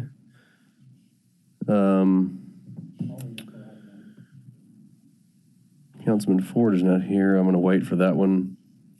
Colvette's not here. Let's do 5 first. Mr. Administrator, discussion on landmark study. All council districts requested by the Division of Planning and Development. Thank you, Mr. Chairman. And I have hard copies this afternoon if you'd like one. Okay. Thank you. Mr. Chairman, this study is the result of a resolution passed by this body back in August when it added onto its roster of landmarks districts 2 additional districts, one for the Crosstown neighborhood and the other for the Valentine Evergreen neighborhood. And the resolution, the council asked our division to look at several factors, and that's how the first part of this study is organized, and then finally the process for the creation of additional landmarks districts in other cities. So I will go through this fairly quickly since I did go through it a little bit last week, 2 weeks ago. On the current and historic assessed value, that's prong number 1, we do find that the appraisal in the historic districts not only started higher as compared to the rest of the city, but ended higher and grew faster. Now, I have a citation. If you have a PDF of this study, you can click on that Forbes article, and there does seem to be a lot of there's a lot of data that reflects different perspectives on whether historic districts throughout the country increase in greater value because they would have anyway, and that historic districts are typically the more affluent areas of the city. And there's other studies that will show, well, no, it is the actual status of being a historic district that created that appreciation. I wanted to just provide a link to that study so you could look at the study and then all the studies that it relates to.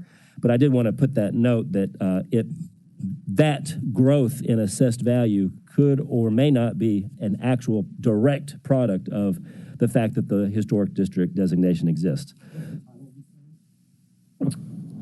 That was a Forbes article by Adam Millsap, and in that Forbes article, he has several citations to several studies. So there's a lot of clicks if you have this PDF. Number 2, the demographics of our landmarks districts. Generally speaking, the districts are wider than the city, although if you look at the list of districts there on number 2 in this study, you'll see that we do have several majority African-American districts, beginning with, in chronological order, Glenview, but also Roselle, Annisdale, and Speedway Terrace. Following up on our demographics, we next look at the average income. And indeed, the average income in our landmarks districts are not only higher than the city at large, but that it grew faster, twice as fast as the income in the balance of the city. Value of residential building permits, that's item number 3. Again, the value in the building permits, and why do we use building permits? When you go file a permit for a new house or an addition to your house, you are asked to put the estimated value on there, and then we judge the fee based upon that estimated value. So the significance of this is kind of goes back to that first prong where we looked at the value of the homes. The value of the building permits did increase higher than, in the landmarks districts, higher than the city at large. Home ownership rates, this is specifically looking at single-family homes. The home ownership rate in the city of Memphis of just single-family homes is 66%. and in the landmarks districts, it's 70. So we're pretty close on that figure. Finally, Mr. Chairman, number 5, what I do here is I list the existing 18 landmarks districts, I map them out, and then finally we get to how were these created and how are others created in other cities. For those districts that were created from 1975 to 1988, the approval of all property owners within those districts was required, and were involved in those districts. After 1988, however, we went to the current format where there is no petition, there is no recognition of affected property owner acquiescence or agreement to the district. Then in 2006, we took a step back. If you're familiar with the Village subdivision at Poplar and Goodlet, it wanted to create what is basically a landmarks district, although it was called something slightly different. And during the council deliberations of that district, a council member said, hey, what's the owner approval rate for a speed hump? And the answer came from somewhere in the audience, 72%. And so the council member, Tom Marshall, said 72% shall be the number for all new historic districts. Okay, well that was basically the rule from 2006 to 2018, at which point Cooper Young and Speedway Terrace said, hey, Whitehead, what do we need to do to create a historic district? I said, I don't know, 72%, that's what I've been told. Okay, can you show that to me in writing? And so I did the research and found it was not in writing, and although I respect individual council members like no one else, I do realize that a single comment made by a single council member may or may not have the force of law. So here we are today, where there is just a quick process to create the rolling ball of creating a district where you just need one affected property owner to file. And that's the case in some of our other cities throughout Tennessee and the country. At the very end of this litany of paragraphs in this section, I do note that in Charlotte and Savannah, they do want a petition submitted before we go through this process with the affirmative approval by at least 50% of the property owners.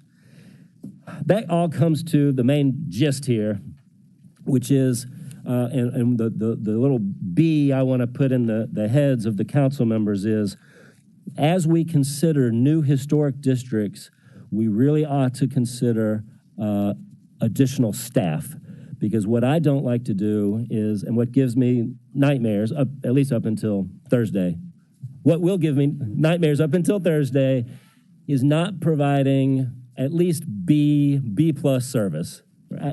A plus is what we strive for, but C and D, if we give C and D, we're a joint agency. We hear from 2 mayors, 26 commissioners and councilmen, so we don't like to give C or Ds. And what I fear is if we pile on these landmarks districts, we might be forced to give C and D service, because already we're understaffed as it relates to the number of parcels. Which brings me to my recommendation, and it'll be a recommendation to the Landmarks Commission early next year.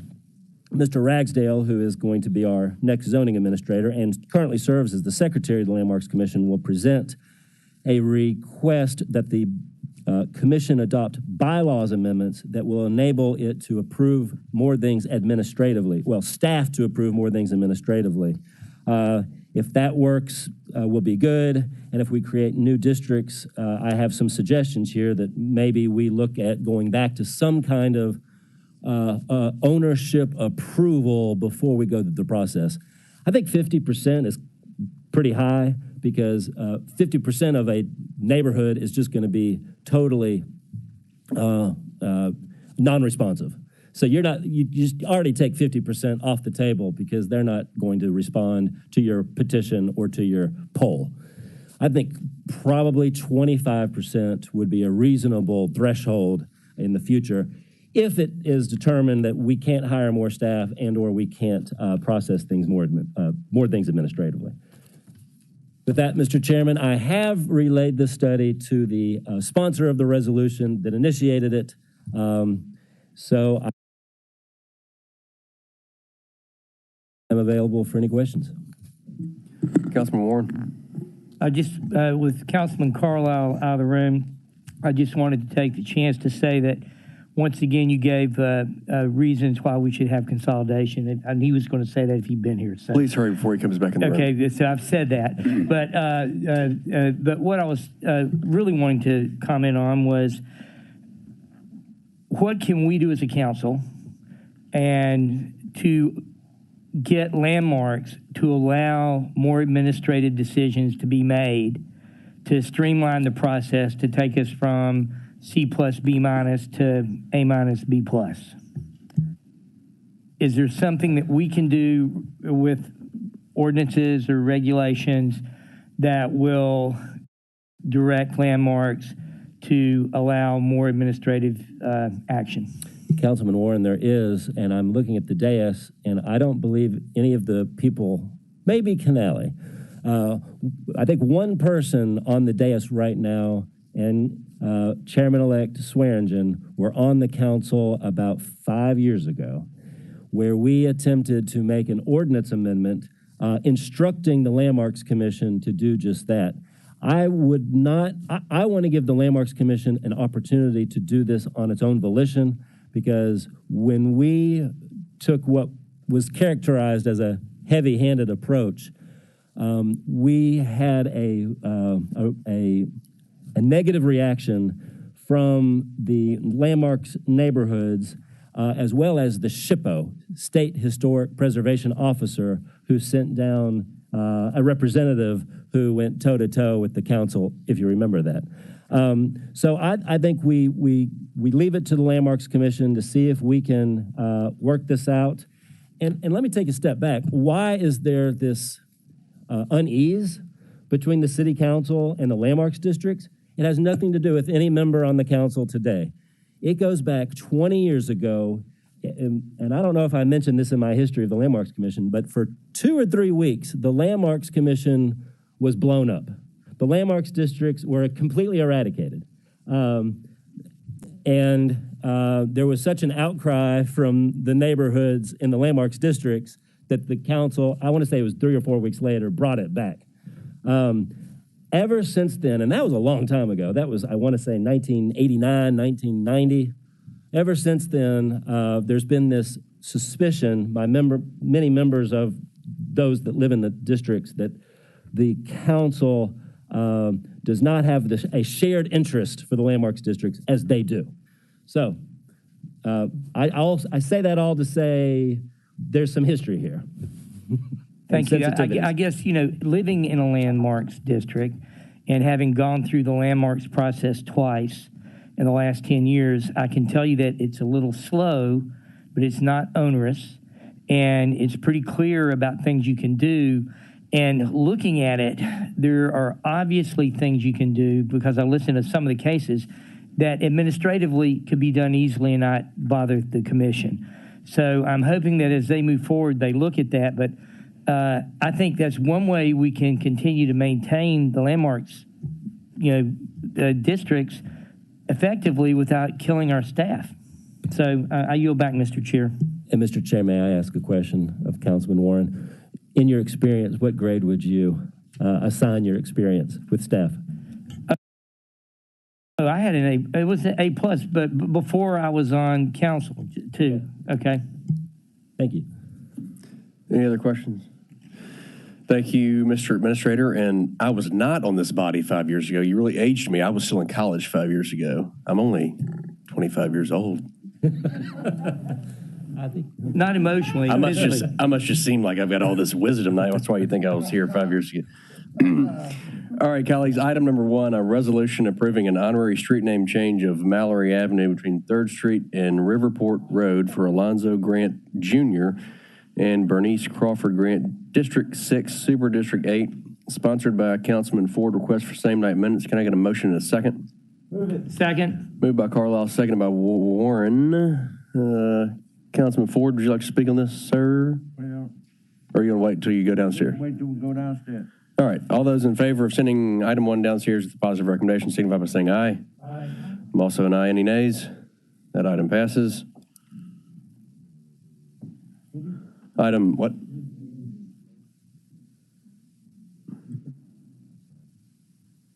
Yes. All right, we're going to go ahead and do item 6, which is an add-on, which is an honorary street name change for Dr. Maury Brunstein on Humphreys Boulevard between Walnut Grove and Shady Grove Road, Super District 9, District 2, sponsored by Councilman Colvett, co-sponsored by myself. Can I get a motion in a second? Moved. Moved by Warren. Second by Carlisle.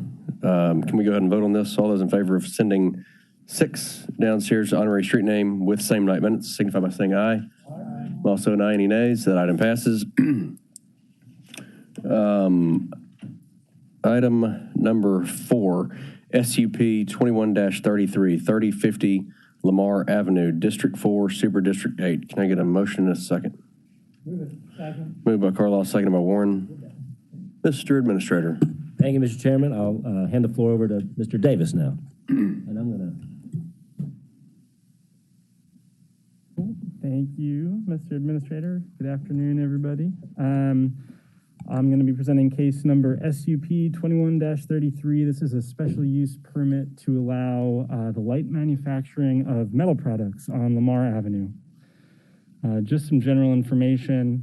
Again, the location's 3050 Lamar Avenue in District 4, Super District 8. The owner is the estate of Glenn Floyd. The applicant, Twisted Dimensions, Inc., represented by Ms. Reeves today. The zoning is commercial mixed use 1. This body rezoned this parcel as part of its comprehensive rezoning of Lamar Avenue last year from CMU 3 to CMU 1. This use, light manufacturing, would have been permitted by right under the CMU 3 designation. Light manufacturing requires a special use permit in CMU 1 and CMU 2. This is where we're looking, so just inside the loop in the Cherokee neighborhood. This is a map of everybody who received notice. We did not receive any letters, although one person did show up to speak in opposition at the public hearing at the Land Use Control Board. A zoning map, again, this is the Lamar CMU1 corridor. There is some multifamily residential zoning to the rear of this property, so just want to point that out. Land use map, this property is currently part of the Floyd Fire Extinguisher and Steam Cleaning Campus. So it is an industrial use, mostly commercial along Lamar. And just some photographs of the prefabricated warehouse building on site, installed in the 70s, and a view north down Lamar, as well as these side yards. All right, so no changes to the site are proposed or required. Staff and Land Use Control Board are both recommending approval, subject to certain conditions that require that the site be brought into conformance, namely with regard to fencing, so the removal of chain link, with access management, so bringing that curb cut into compliance with today's standards, and also removing that sign, which is too tall to be that close to the street. And that concludes my presentation. Thank you. Thank you, sir. Ms. Reeves, name and address for the record if you want to go ahead and speak before we go to questions. Cindy Reeves, SR Consulting, 5909 Shelby Oaks Drive, Suite 200. We're real pleased to bring this project to the City Council. This building's been vacant for years. Twisted Dimensions is just an amazing company. They have been located on Lamar. Their building was taken over. It was condemned by the state for the widening of Lamar Avenue, and they've now found this new location. They do custom design ironwork, like beds, tables, anything that you can't just buy at a store, your custom drape rods, things like that. So it's really a neat company, and we're real excited about putting it in this building and making the improvements that are needed for this. And we agree with removing the non-conforming sign, and definitely agree with taking down the chain link fence, because they'll be putting an iron fence there. So, an iron gate. Thank you, Ms. Reeves. Any questions? Councilman Warren?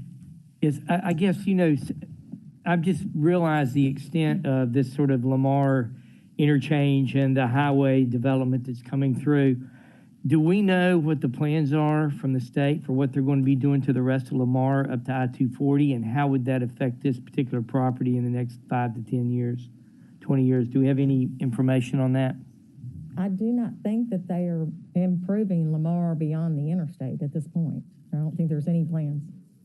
Okay, I just wondered if we were going to be seeing something else come through there, and just wanted to At the time they bought us out, the plans that I saw that they presented to us, they were gonna, I was involved in the Holmes Road when that intersection was being rebuilt, and then they were talking about doing it over Shelby Drive, but then it was gonna stop at Winchester. But that was at the time that they presented it to me. Okay, yeah, I just was wondering, because it seems to me like there is a movement of that road trying to connect, and I'm wondering if it is actually going to connect with I-24 or 240 South there at some point, and how that's going to affect that corridor. But thank you, Mr. Chair.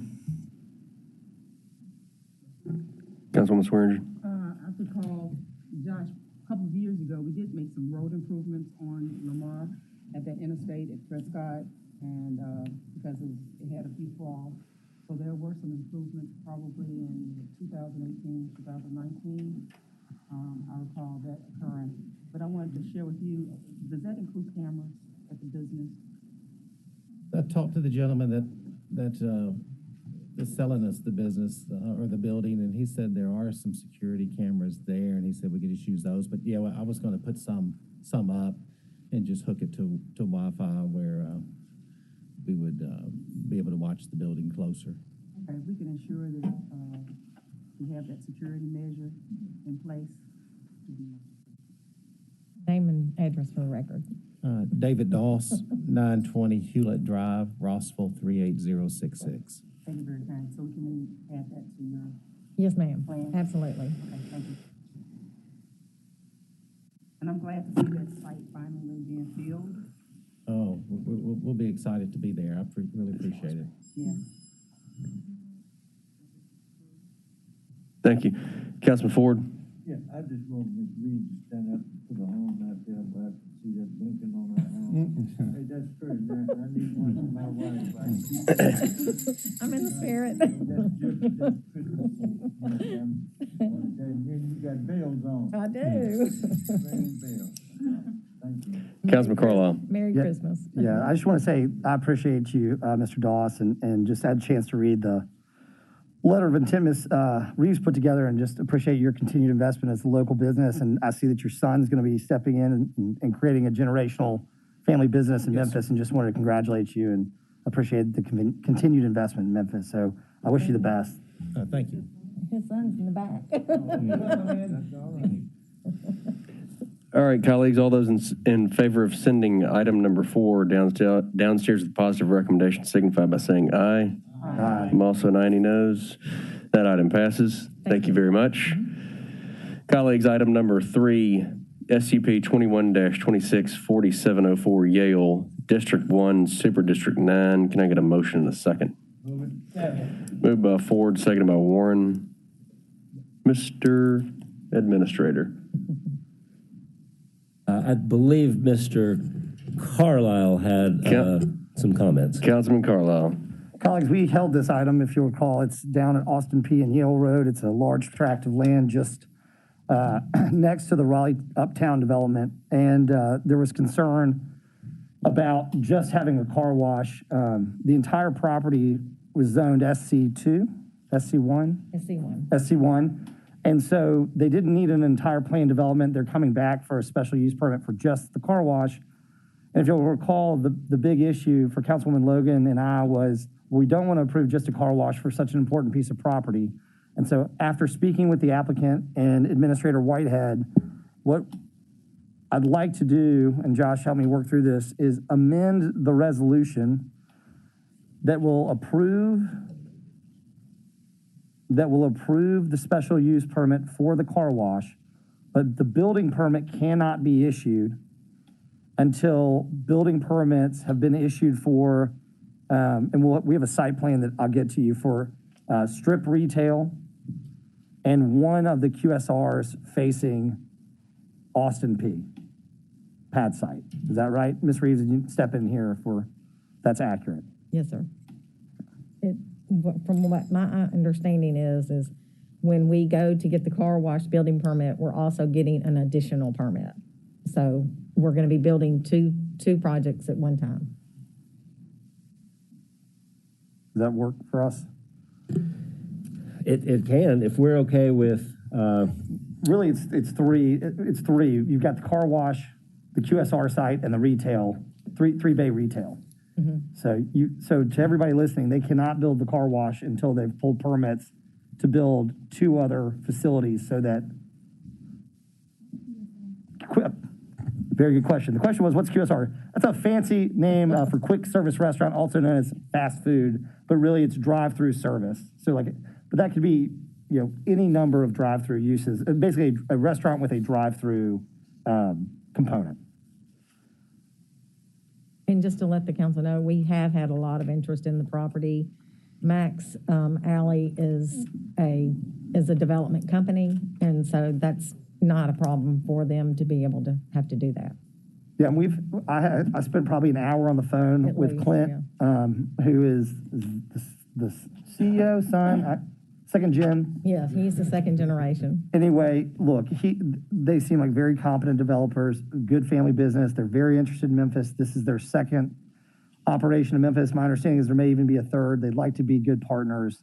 In their defense, in the sense of, there's no guarantees in development, but this is the best thing that we can do from our authority without outright saying no, is to tie the car wash to building permits for two other uses, which develops almost 2/3 of the entire property. And so if they do that, they'll have cleaned it up, they'll have developed it, they'll start an increment for the TIF, and they've got a phase 3 portion that if they're successful in the front, there should be value added to that, whether it's them or another user. So I think it's a worthy compromise, and it allows them the opportunity to move forward with some sense of security. I see my colleague, Councilwoman Logan, down there. Councilwoman, do you have any thoughts, if the chair's okay? Yes, I'm dealing with constituents. Forgive me for being late, but I am glad we had the opportunity to go through it, and it really, I appreciate my colleague for, walking through this as well, because we do want responsible development, and we want development in our communities, and where it's a win-win on either side. And I think moving forward, this will not only be good for District 1, but all districts, when we take a look at that, because sometimes people aren't as responsible as you are, and aren't as committed to the community. And they'll get a piece of property, they'll get what they want, and put up anything after that. And this is prime location. Memphis 3.0 has identified anchors, and this is an anchor in District 1, and it's a major anchor. The city has put a lot of money into that anchor, and from talking to you, you understand the assignment, you understand what we're trying to do, and I appreciate that, and this will help the community to see the commitment and to know that we're not just up here as a body just approving things off of what people say, but putting things in place to protect the communities. And so I am grateful that we were able to come to this understanding, and looking forward to moving forward. Thank you all. And tell Clint, thank you as well.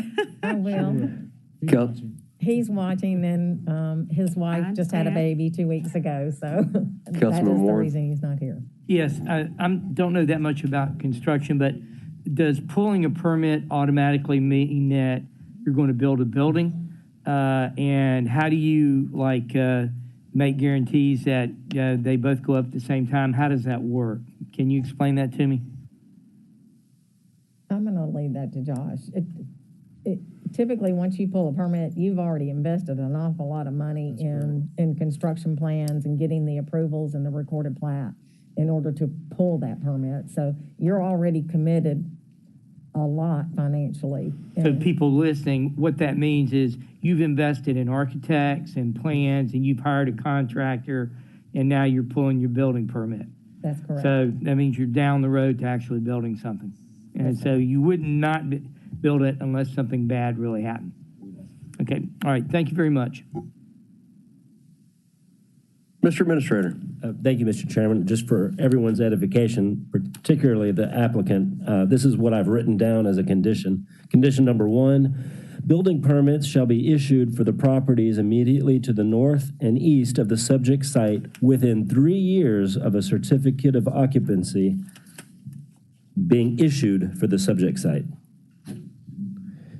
So what we've done is we've there's probably about 6 months-ish between building permit being pulled and a certificate of occupancy being let. So we've actually built in a little wiggle room for the applicant. 6 months. 6 to 9 months, isn't it? Construction. Any other questions, colleagues? Councilwoman Logan. So during that 3-year period, though, the applicant is responsible for keeping the site clean and blight-free, right? Yes. Okay. And as we discussed, one of his first commitments is to go in and clean up the site. He's gonna, get the site to where it's presentable, because right now, it's not presentable. It's blight for that corner, and people are dumping stuff on it all the time. And the current owners are not keeping it mowed, keeping it maintained, but his first thing is to go in and clean the whole thing up. All right, colleagues, all those in favor of sending item 3 downstairs to positive recommendation signify by saying aye. Aye. I'm also an aye. Any noes? That item passes. Last item, colleagues, item 2, PD 21-36, 3670 Holmes Road, District 3, Super District 8. Can I get a motion in a second? Moved by Warren. Seconded by Colvette. Mr. Administrator. Thank you, Mr. Chairman. I'm going to hand the floor over to Ms. Shelton, who will give the presentation. Good afternoon, everyone. Chairman, members of the council. My name is Teresa Shelton with the Municipal Planner for Land Use and Division of Planning and Development. We have here a plan development 2136 at Holmes and Getwell Road. Here you see there's the zoning map that indicates where the actual facility will be going. If you look at the land use map, it shows you all of the industrial areas. It's heavily industry there. Okay, right here are some photos on the corner that shows you actually where the truck stop and retail shop will be going. And it's just a kind of wider view showing you on the corner of Holmes and Getwell, looking to the northwest. And here's an actual kind of digitalized, look of what you're gonna get at that corner.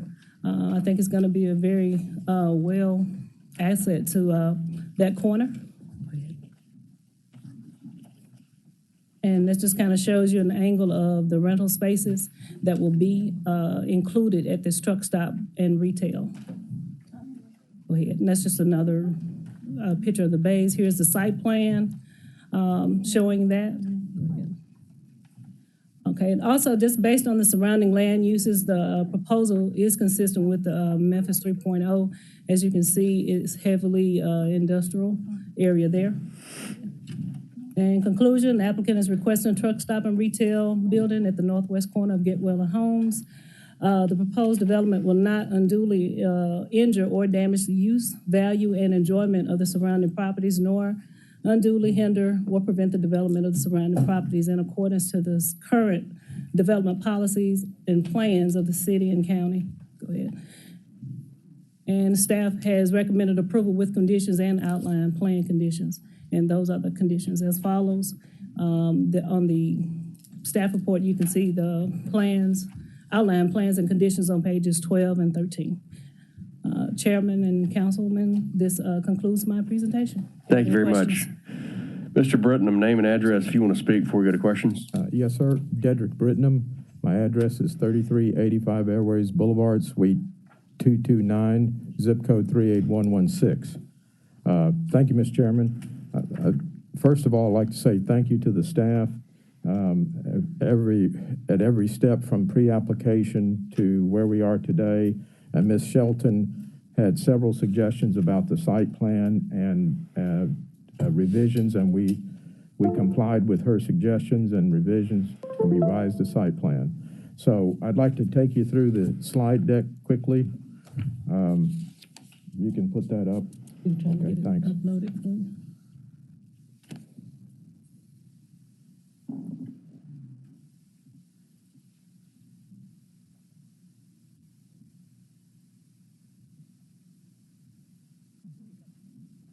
All right, and go to the next slide, please.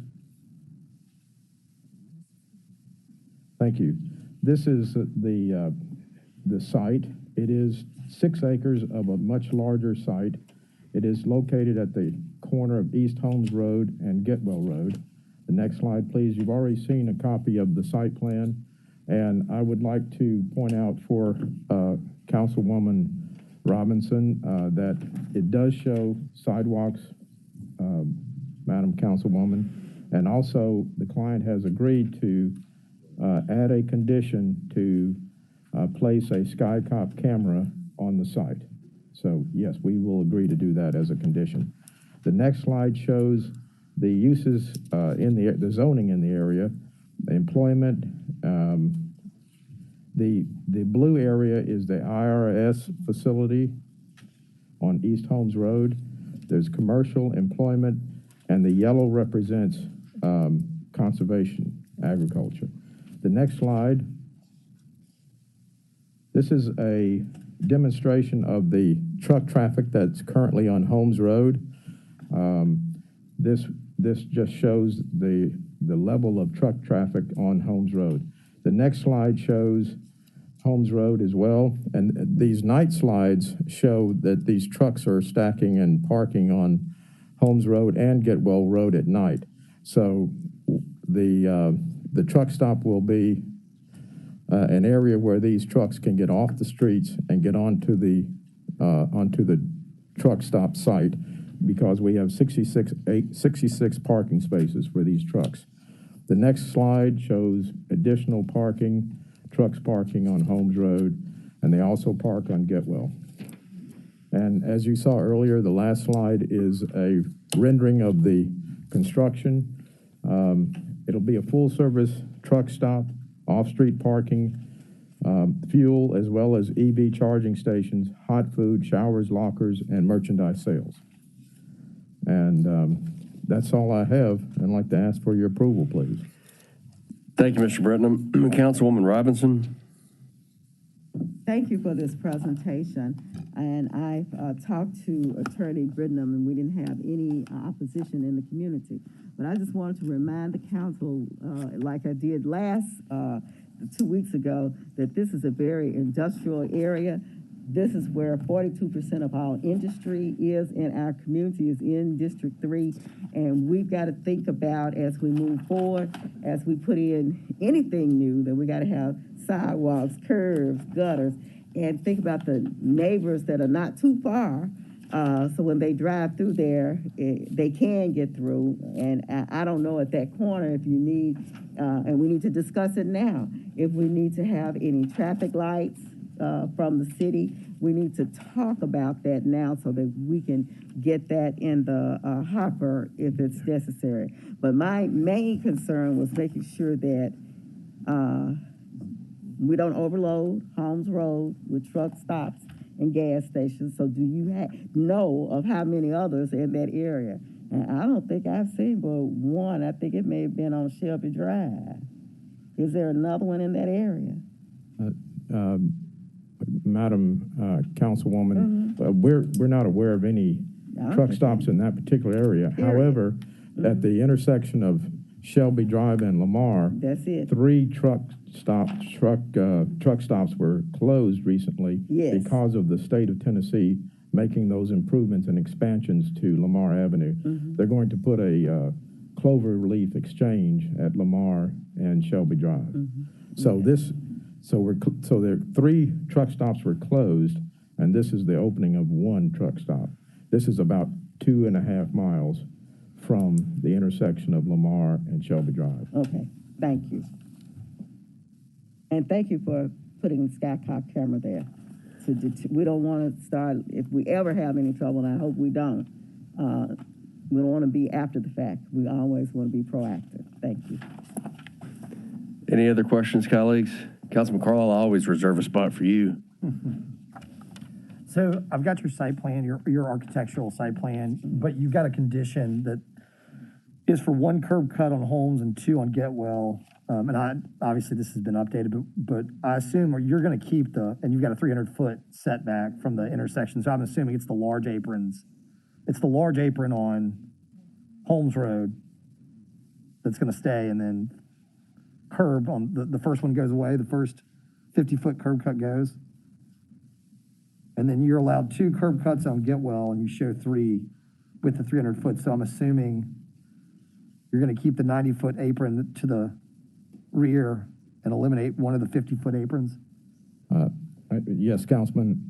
The civil engineer that prepared the site plan has read the conditions, and the applicant agrees to comply with the conditions relative to the curb cuts. Yeah, I appreciate that. Yeah, I think to Councilwoman Robinson's point, the traffic's already there. It's the question of where do you want to stack it? Right. The only thing that's unfortunate, and you can't place the onus of this thing on the applicant, which is, Holmes Road needs to be widened. There's no turn lane. It's a problem. And this isn't technically what I would consider it's not a consumer gas station, so to speak, even though it's going to have gas pumps. We're having 2 conversations right now throughout the council. This is a little different for me. It services a commercial need in an industrial area. So those are the only questions I have. It just goes back again just to and I think you've got a traffic generation report that's got to be done and some other things as a part of this. So, but it just comes back to Holmes Road has to be widened, or else it's just going to continue to be a nightmare. Yeah. So I yield, Chair. All right, colleagues, all those in favor of sending item number 2 downstairs with a positive recommendation signify by saying aye. Aye. I'm also an aye. Any noes? That item passes. Thank you, Mr. Britnam. Thank you. Merry Christmas. Merry Christmas. Colleagues, any other business before planning and zoning? We are adjourned.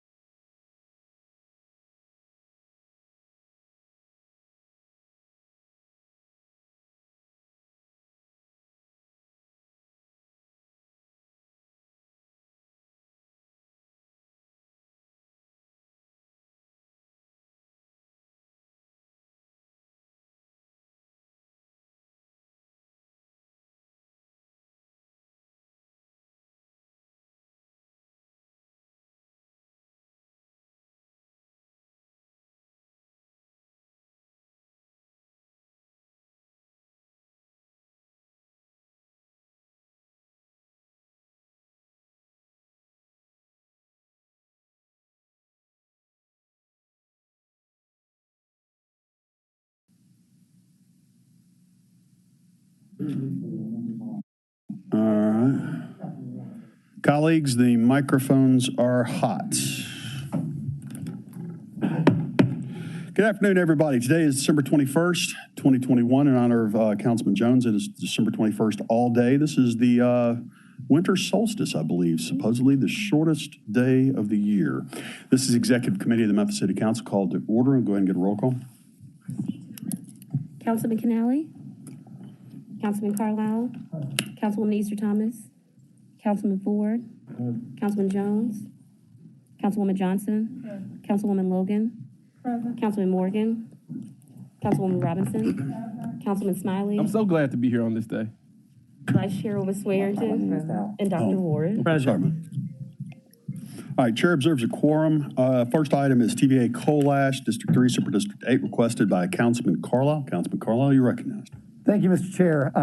As you guys all know or followed in the paper, there's been an evolution in the process of what's going on in the TVA coal ash removal. And I had actually sent an email before, a week and a half before our last meeting, asking for somebody from TVA to show up. I think that it made a decision not to do that. And they said they could send a written update. I was honestly kind of shocked. And so I put it back on this agenda.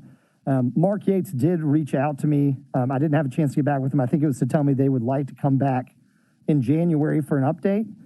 But I will tell you what really spurred this is, one, we had a conversation that I think ended on some interesting terms. I think the idea was that they were caught off guard by some of Councilman Warren and I's comments and wanted to digest them, I think was the term that was used. Here's where I really kind of got fired up. Jeff Lyash, the CEO of TVA, made comments on the record with Mr. Sam Hardiman in an interview talking about the bid process that occurred, that other firms could have or should have bid if they were interested in the project.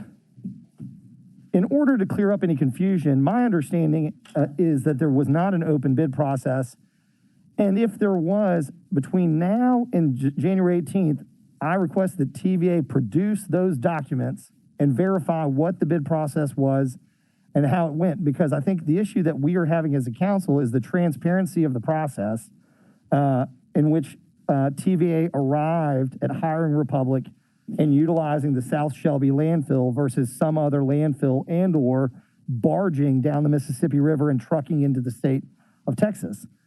We entered into an agreement, we, the city of Memphis, in a memorandum of agreement, basically saying, you know, we have a bit of an issue, MLGW in the city of Memphis, but TVA is going to agree to be the removal agent so long as they, you know, their environmental impact statement meets the requirements and approvals of TDEC and the EPA.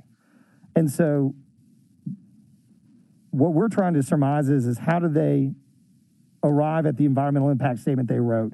They acknowledged that they found and deemed that barging was not a feasible option, and so they moved away from it. But no one has explained to this body why that's not a feasible option.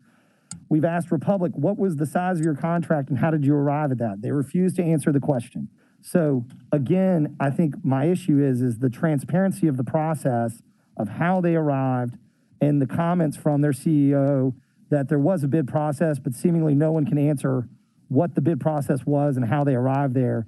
And I think even some entities have had to make a FOIA request and are having issues. So when TVA comes, and I know that somebody on their lobbying team or public policy team is watching this, when you come or before you come, we are going to have several questions about the process you took again and would like to know in an open meeting what the bidding process looked like.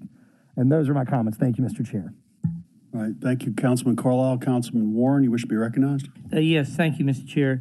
The one other particular issue here is that part of the process of getting appropriate approval from environmental regulatory agencies included open meetings about what was going to happen. And unfortunately, the open meetings that occurred for this occurred after the decision and the contracts had been made. So I'm not sure that, you know, the process was followed correctly, and, you know, I guess the issue is we're between a rock and a hard place here. We've got this coal ash sitting on top of our aquifer and it's heading down toward our aquifer now, and it needs to be removed. they've got a way they can start doing it. I think, we want them to start moving that coal ash, but I don't think we want all that coal ash in southeast Memphis. We need to have them re-examine their process and figure out how they're going to get the vast majority or 80% of that coal ash, 85, 90% of that coal ash somewhere other than Capeville. I think that's sort of what the council should be asking them, how they're going to do that, and do it with an open process this time so we can see what's happening. Thank you, Mr. Chair. All right, thank you very much. Councilman Warren, any other members seek recognition on this issue? All right, Council Lady, you're recognized. Okay, the only other item I would like to add for them to be able to address is the actual route that they're taking. It's my understanding that they are currently moving the coal ash, but let's talk about the route they have chosen, because I'm getting constituents saying they are not pleased with the fact of the route that they're using. They're going through residential. Maybe they could go a little bit further and go around another way. It may take longer to get there, but let's talk about the route as well. Thank you. Okay, let's make sure we add those notes in for how and where the stuff is going, but how it's getting there, what route. Any other members seek recognition? Seeing none, before we go to item 2, the lease amendment, let's cover some business real quick.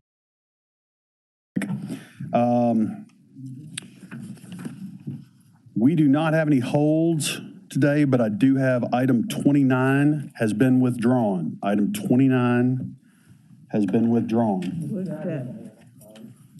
Councilman Carlisle, you're recognized. Thank you, Mr. Chair. I request that we hold item 14 from the MLGW fiscal consent agenda. There's a request for a hold on item 14, seeing no objection. So moved. See what it is. Hold on. Sorry. Item number 14. Okay, I got it. You got it? All right. No objection. Item 14 is held. Same night minutes. Got a pretty good number of them. You said 29. Moving quick. Speed is the key. Same night minutes. Items 2, 12, 13, 15, 31, 32, 33, 34, 35, 36, 37, 38, and 39. To repeat, items 2, 12, 13, 15, and 31 through 39. Our add-ons. And let's see if I can do this quickly. Add-ons, items 31 through 39. 31 is a resolution to amend council FY22 grant allocations, all council districts, sponsored by Councilman Ford. Request for same night minutes. 32, resolution to appropriate funds in the amount of 500,000 GO bonds for CIP project PD 02016 for the construction of the new Mount Moriah Police Station, District 3, Super 8, sponsored by the administration. Request for same night minutes. Item 33 is a resolution to appropriate funds in the amount of $382,500 GO bonds for CIP project PD 02018, Police Services Violent Crime Unit, VCU renovation, District 5, Super 9, sponsored by the administration. Request for same night minutes. Item 34, resolution to appropriate funds in the amount of $900,000 GO bonds for CIP project PD 04022, Police Services in-car video, all council districts, sponsored by the administration. Request for same night minutes. 35, resolution to appropriate funds in the amount of $330,060 GO bonds for CIP project PD 04029, Police Services Radio Maintenance Rehab Project, District 5, Super 9, sponsored by the administration. Request for same night minutes.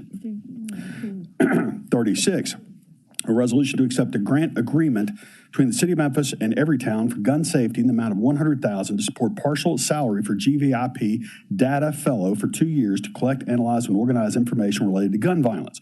All council districts, sponsored by the administration. Request for same night minutes. 37, resolution requesting the approval to sell 2 city-owned parcels located at 0 Democrat Road, parcel ID 07301700205, and a portion of 3720 Knight Arnold Road, parcel number 07301700206, Memphis, Tennessee 38118, District 4, Super 8, sponsored by the administration. Request for same night minutes. Item 38, resolution approving the sale and transfer of city-owned parcels located at 203 South Main Street, Memphis, Shelby County, Tennessee 38103, also known as the Orpheum Theater, District 6, Super 8, sponsored by Councilman Colvette. Request for same night minutes. 39, we did in planning and zoning, that was a resolution of the honorary street name change. Colleagues, Oh, and that is an add to the consent agenda. They will not be with us today. So that is our add-ons, our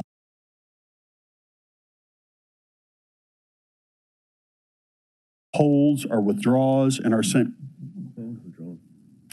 yeah, y'all got the picture. All right, so let's roll on item 2, resolution approving the lease amendment agreement between the Memphis and Shelby County Port Commission and Memphis Industrial Scrap Recycling LLC is approved by the Edge Port of Board on 8/18/2021, District 6, Super 8, sponsored by the administration. Can I get a motion in a second, please? So move. Man, young Doc's got the moves. Yeah, Smiley moved, seconded by Warren. Sir, Mr. Richardson? Yes. Randy Richardson, Executive Director, Memphis Shelby County Port Commission. Home address? 1115 Riverside Boulevard, Memphis, Tennessee, 38106.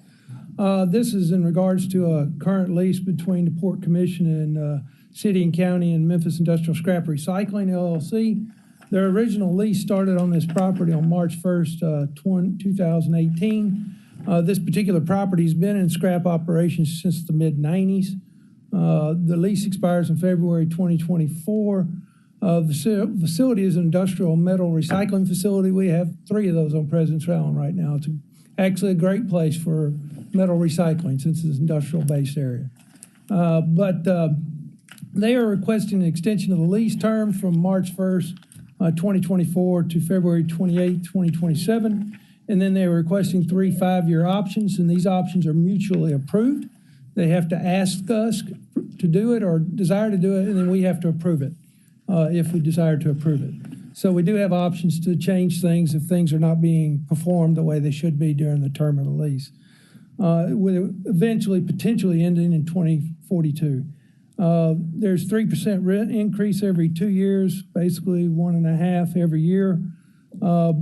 The type of scrap they do is, all 3 of our scrap facilities on President's Island are industrial scrap.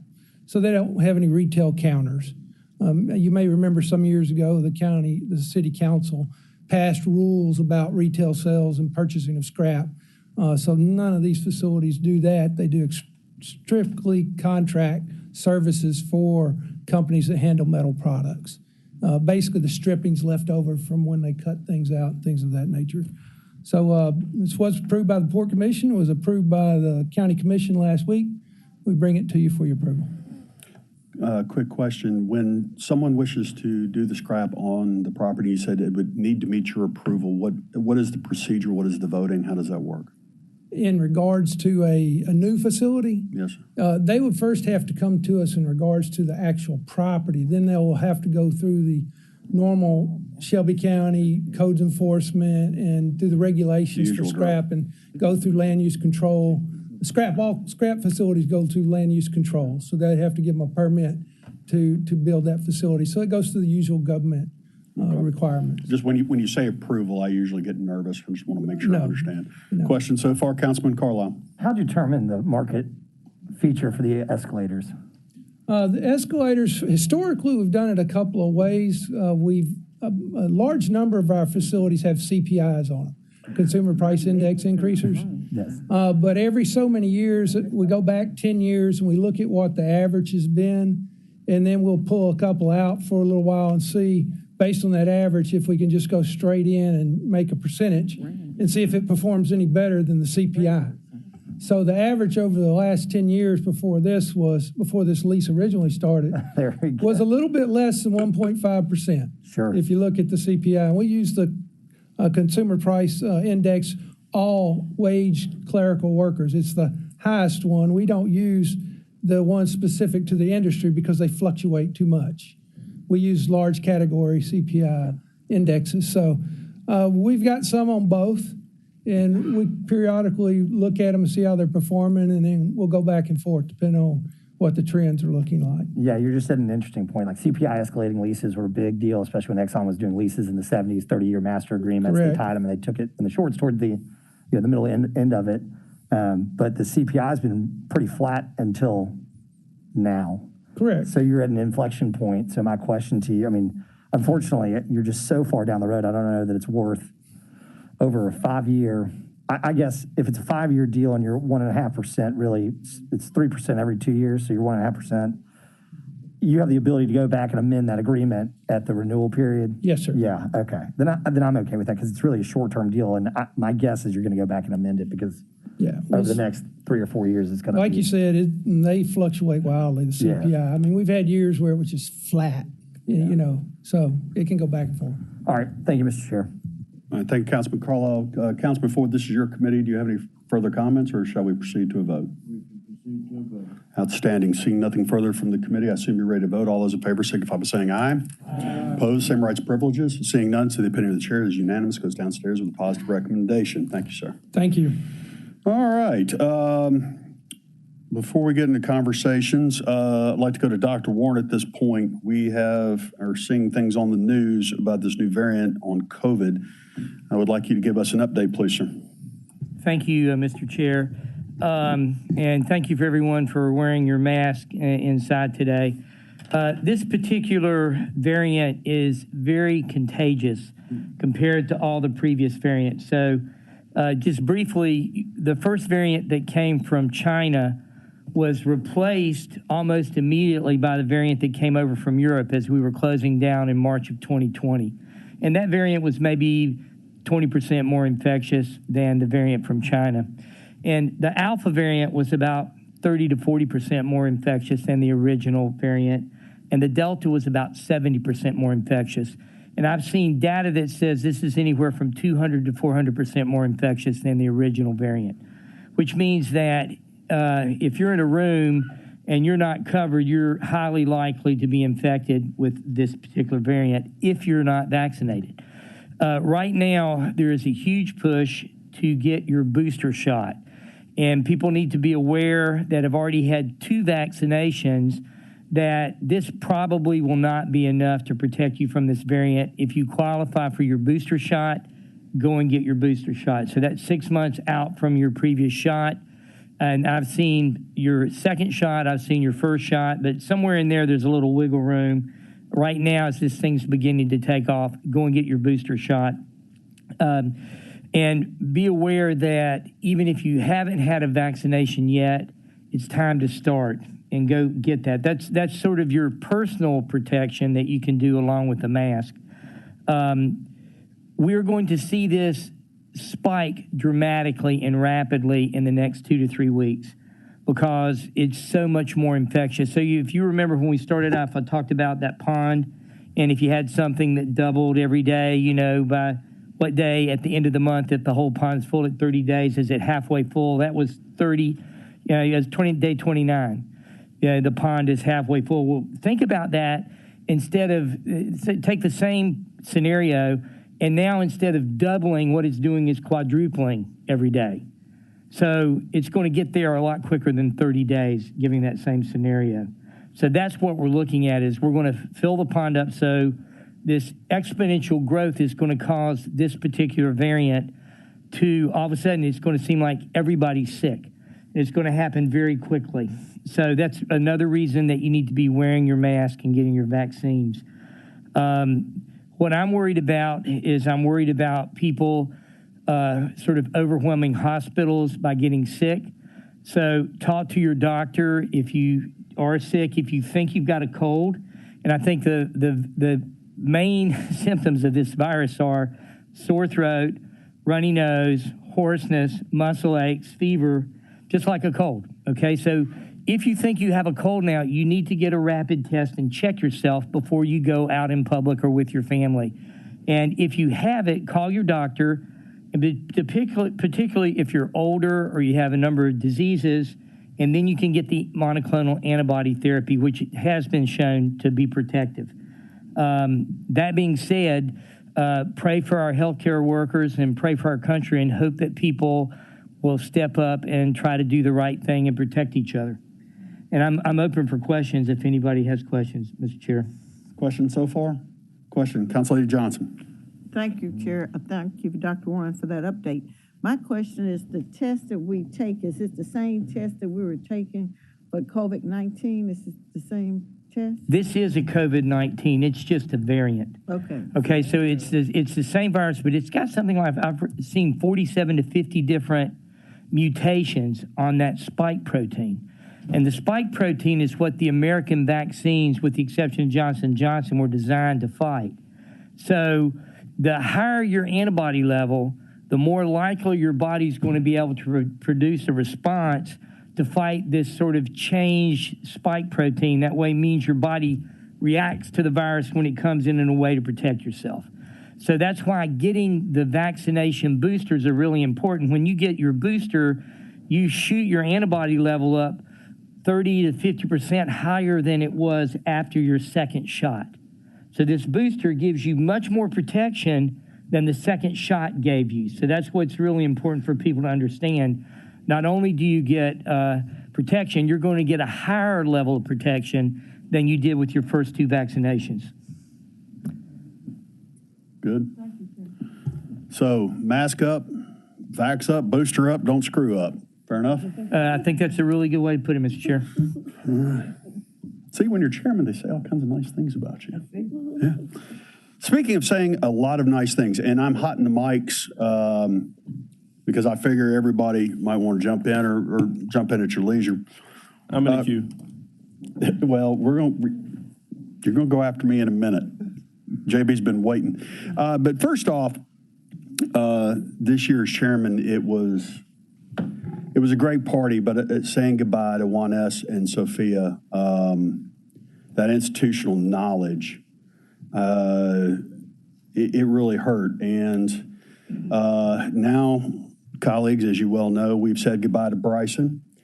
But as always, we wish him well. And I safely assume that he didn't need his Vanderbilt degree to know that when his beautiful bride-to-be told him they were moving to one of the most beautiful cities in America, his answer was yes, dear. So if you're out in San Francisco, look up Bryson Whitney. I think he's going to go places. There's no question about it. Now for the kind of tough one. When you're chairman, you rely on your chief of staff exclusively, and I have been blessed that Brooke Hyman quite literally finishes my sentences and literally knows what I'm going to think before I even think it. So I always kind of can ask her, what do I think about stuff? Brooke, I feel like as chairman, I really caught lightning in a bottle with your talent and your expertise, but the team, and let's be fair, Councilman Carlisle, Chief of Staff, Brooke Hyman, were 99% of it. I was just kind of in front. I was handed, staff-wise, I think it's appropriate. I was handed the keys to a Ferrari. My job as your chairman was just simply not to strip the gears. I cannot brag enough on this young lady. I am so proud of her. I am thrilled at where she is going in life. I'm looking forward to the successes and the accomplishments, but more importantly, thank you for making my year very special. Ladies and gentlemen, our Chief of Staff leaving, Brooke Hyman.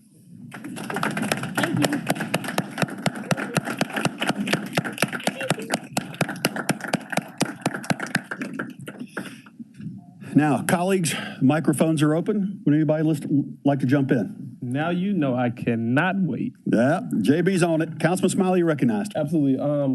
First, I just want to say, Chief Smith, how dare you? She's just moving over offices to HR. But seriously, I think what you get with Brooke Hyman, I think you get the best the city has to offer. She's incredibly intelligent, she's compassionate, and she's diligent at everything that she does. I don't think you can get a better staff member, a better employee, a better person. So, when I was first elected to this council, there was a lot of initiatives that were really important to me, and I hit the ground running. And every step of the way, when I did not know what I was doing, Brooke was like, "Nah, you don't want to do this. You're going to get in trouble." Brooke, let's try it this way, Councilman. And I think the sign of a person who is attempting to do right by the people is listen to the folks who understand how to get it done. Brooke, thank you for keeping me from putting my foot in my mouth. Thank you for making this staff, making this city council run smoothly. I'm very sure that without you, this past couple years would have been extremely difficult, and we would have made a lot of mistakes. So thank you for, just being you, being dope, being phenomenal, being the epitome of a saying that's been coined recently, black girl magic. The rest of the staff, we got a lot of work to do.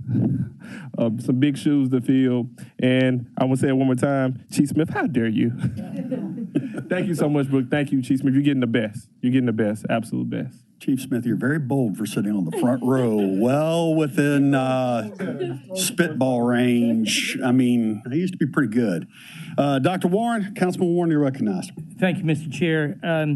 I think I can speak for all of the new people, including Councilman Smiley, is when we came in, I mean, anytime you get elected to an office, you really don't know what you're doing when you get up there. You think you know what you want to do, but it takes, someone on the ground with common sense who understands how things work to keep you out of trouble. And I can guarantee you, Brooke kept me out of a lot of trouble. And I can assure you she kept Councilman Carlisle out of a lot of trouble. So, that's really important because, it's really easy to make yourself look stupid up here and do dumb things, even if you're trying to do the right thing. So, Brooke, I want to thank you for at least not making me look any dumber than I did, and for helping us all, become better council members. And I really appreciate it. We're going to miss you, and I hope that what we do is we decide we're going to steal someone from the administration. Thank you. Definitely from Chief Smith's department. Yeah, all's fair in love and war. Council Lady Robinson, you're recognized. Yes. Thank you, Mr. Chair. I want to thank Brooke for the year that I was the chair. I want to thank the staff that were here as well. But Brooke did a phenomenal job taking this council staff into the new era of computers and technology. We really had to overcome a lot of obstacles, and we had to use new technology, had to buy new technology. You all remember the clickers? We went through, y'all don't remember those clickers? Okay. We had a lot, you forget about that? We had a lot of issues and things that we had to change the way we were doing things. Brooke, I appreciate you being willing to lead the effort. She might not have understood everything I wanted to happen, but she made it happen. She asked the right questions, and she did it with the right attitude. We appreciate you, and we're going to miss you.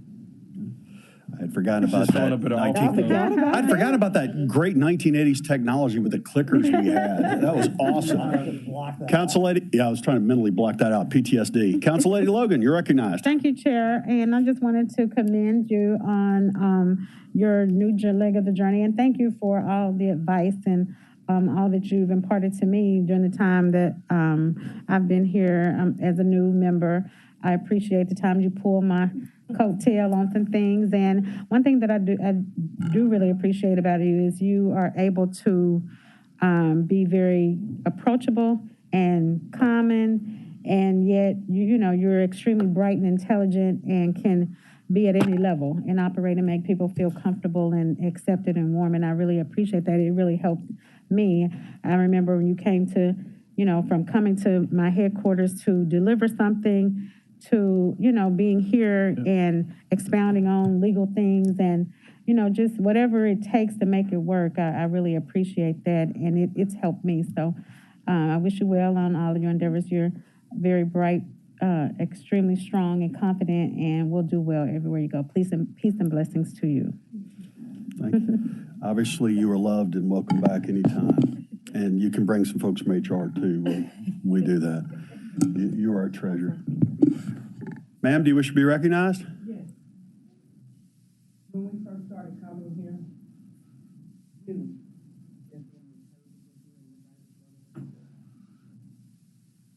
made the public feel like they were welcome. Oh. Never a time that I came in here and you did not greet me and ask me to do something. See, some people do the whole thing, that's what you were to everybody. I'll tell Mother King, if they're going to replace you, they better be twice as good as you. It won't happen. Thank you. Big shoes to fill. Well, okay, and before Chief Smith, I'm told, has a briefing for us, I would like to. Someone else who want to speak too. Oh, I can't see through the beautiful flowers. The beautiful flowers. Council Lady Johnson, you're recognized. I just want to say, Brooks, I commend you and I'm appreciative of your dedication to service to the staff. And I'm really not that upset with Smith because we know where you are. We know how to go up there and kidnap you and bring you back. So it's, we're happy and you didn't go outside the building. So we can still find We had you. some other options, but I do wish you the very, very best. And I know you're going to be continue to be an asset for the city of Memphis. I got to finish that one off. All right, Councilman Ford, close us out. Okay. Oh, Canale's in. Thank you, Mr. All right. Johnson, for saying that. Brooke, you know I can find you anywhere. Because she's like one of my daughters, okay? She goes back with my family and all. Chief Smith, now you're going to have her down there. So when we need her, she's going to be bringing you right on up here with her. So we'll have both of you all together still, okay? You keep your good job up right along. Hey, you got one of our best, okay? So I know next year we're going to be doing much better things. Thank you. Thank you, Councilman Ford. Councilman Canale, you're recognized. Thank you, Chairman. Colleagues, I think we all know how overwhelming this job can be at times, especially on your first day. And in May of 2018, when I was appointed to this body and was literally voting that evening, didn't even know what I was voting on.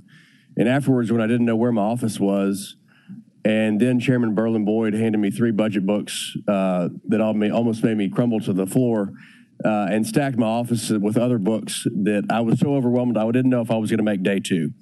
But my 2 staff members that were assigned to me, Ashley and Brooke, reassured me that everything was going to be okay and that they would be there by my side to help me along the way, and they did exactly that. And I'm forever grateful for Brooke's knowledge and her leadership.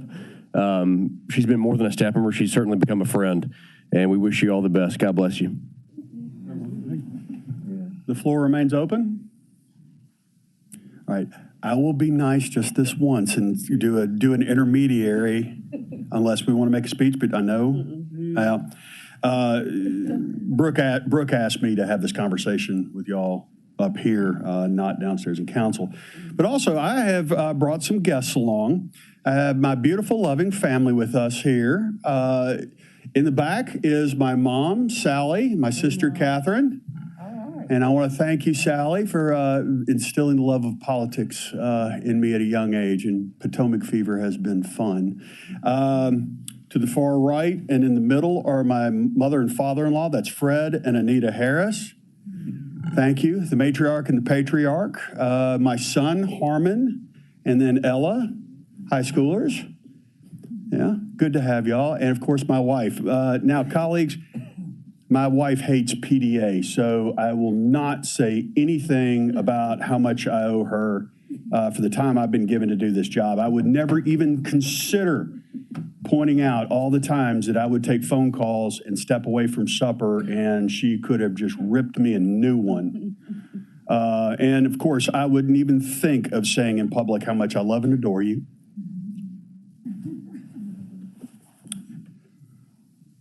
All right. See, I was not built in a secret neoconservative plant. I wasn't. I have family. They claim me. Yeah, see? They're not paid either. All right, let's move on. Chief Smith, you are up and recognized. Yes, sir. So first, I want to address all of you to say that all the things that you said about Ms. Brooke Hyman, I absolutely agree with, and she is in very good hands, and we're excited to have her join our HR division and our administration and look forward to her brilliance and her energy and her passion and what she can bring to the equity, diversity, and inclusion space. So we completely agree and concur with you on that. There was a question about our response related to. I caught your email late. I'm sorry. Okay. There was a question about our employee clinics. So we have 2 employee clinics, one that is here in City Hall and one that is on Union. The one on Union is completely operational from 8 to 5, Monday through Friday. And there we offer not only COVID testing, but also support for a number of infections, illnesses, free medications, et cetera. The one in City Hall is very similar, although Baptist, who operates our employee clinics, has had some staffing challenges, and so we've had to close the clinic here in City Hall. We are working to get it open. They've actually extended an offer to someone, and so we're working to get it open in 2022. And so we want to, of course, continue having COVID testing there, and we want to look at other extensive services that we can offer here in the City Hall clinic as well. And I hope that answers your question. Okay. All right, thank you very much. Are there any questions of Chief? Seeing none, I assume that everything is okay. Is there any further business from this committee? Seeing none, I will save my remarks for when we pass the gavel, but this being my last executive committee as your chairman, I want to thank you all so very much. And of course, we'll talk about that later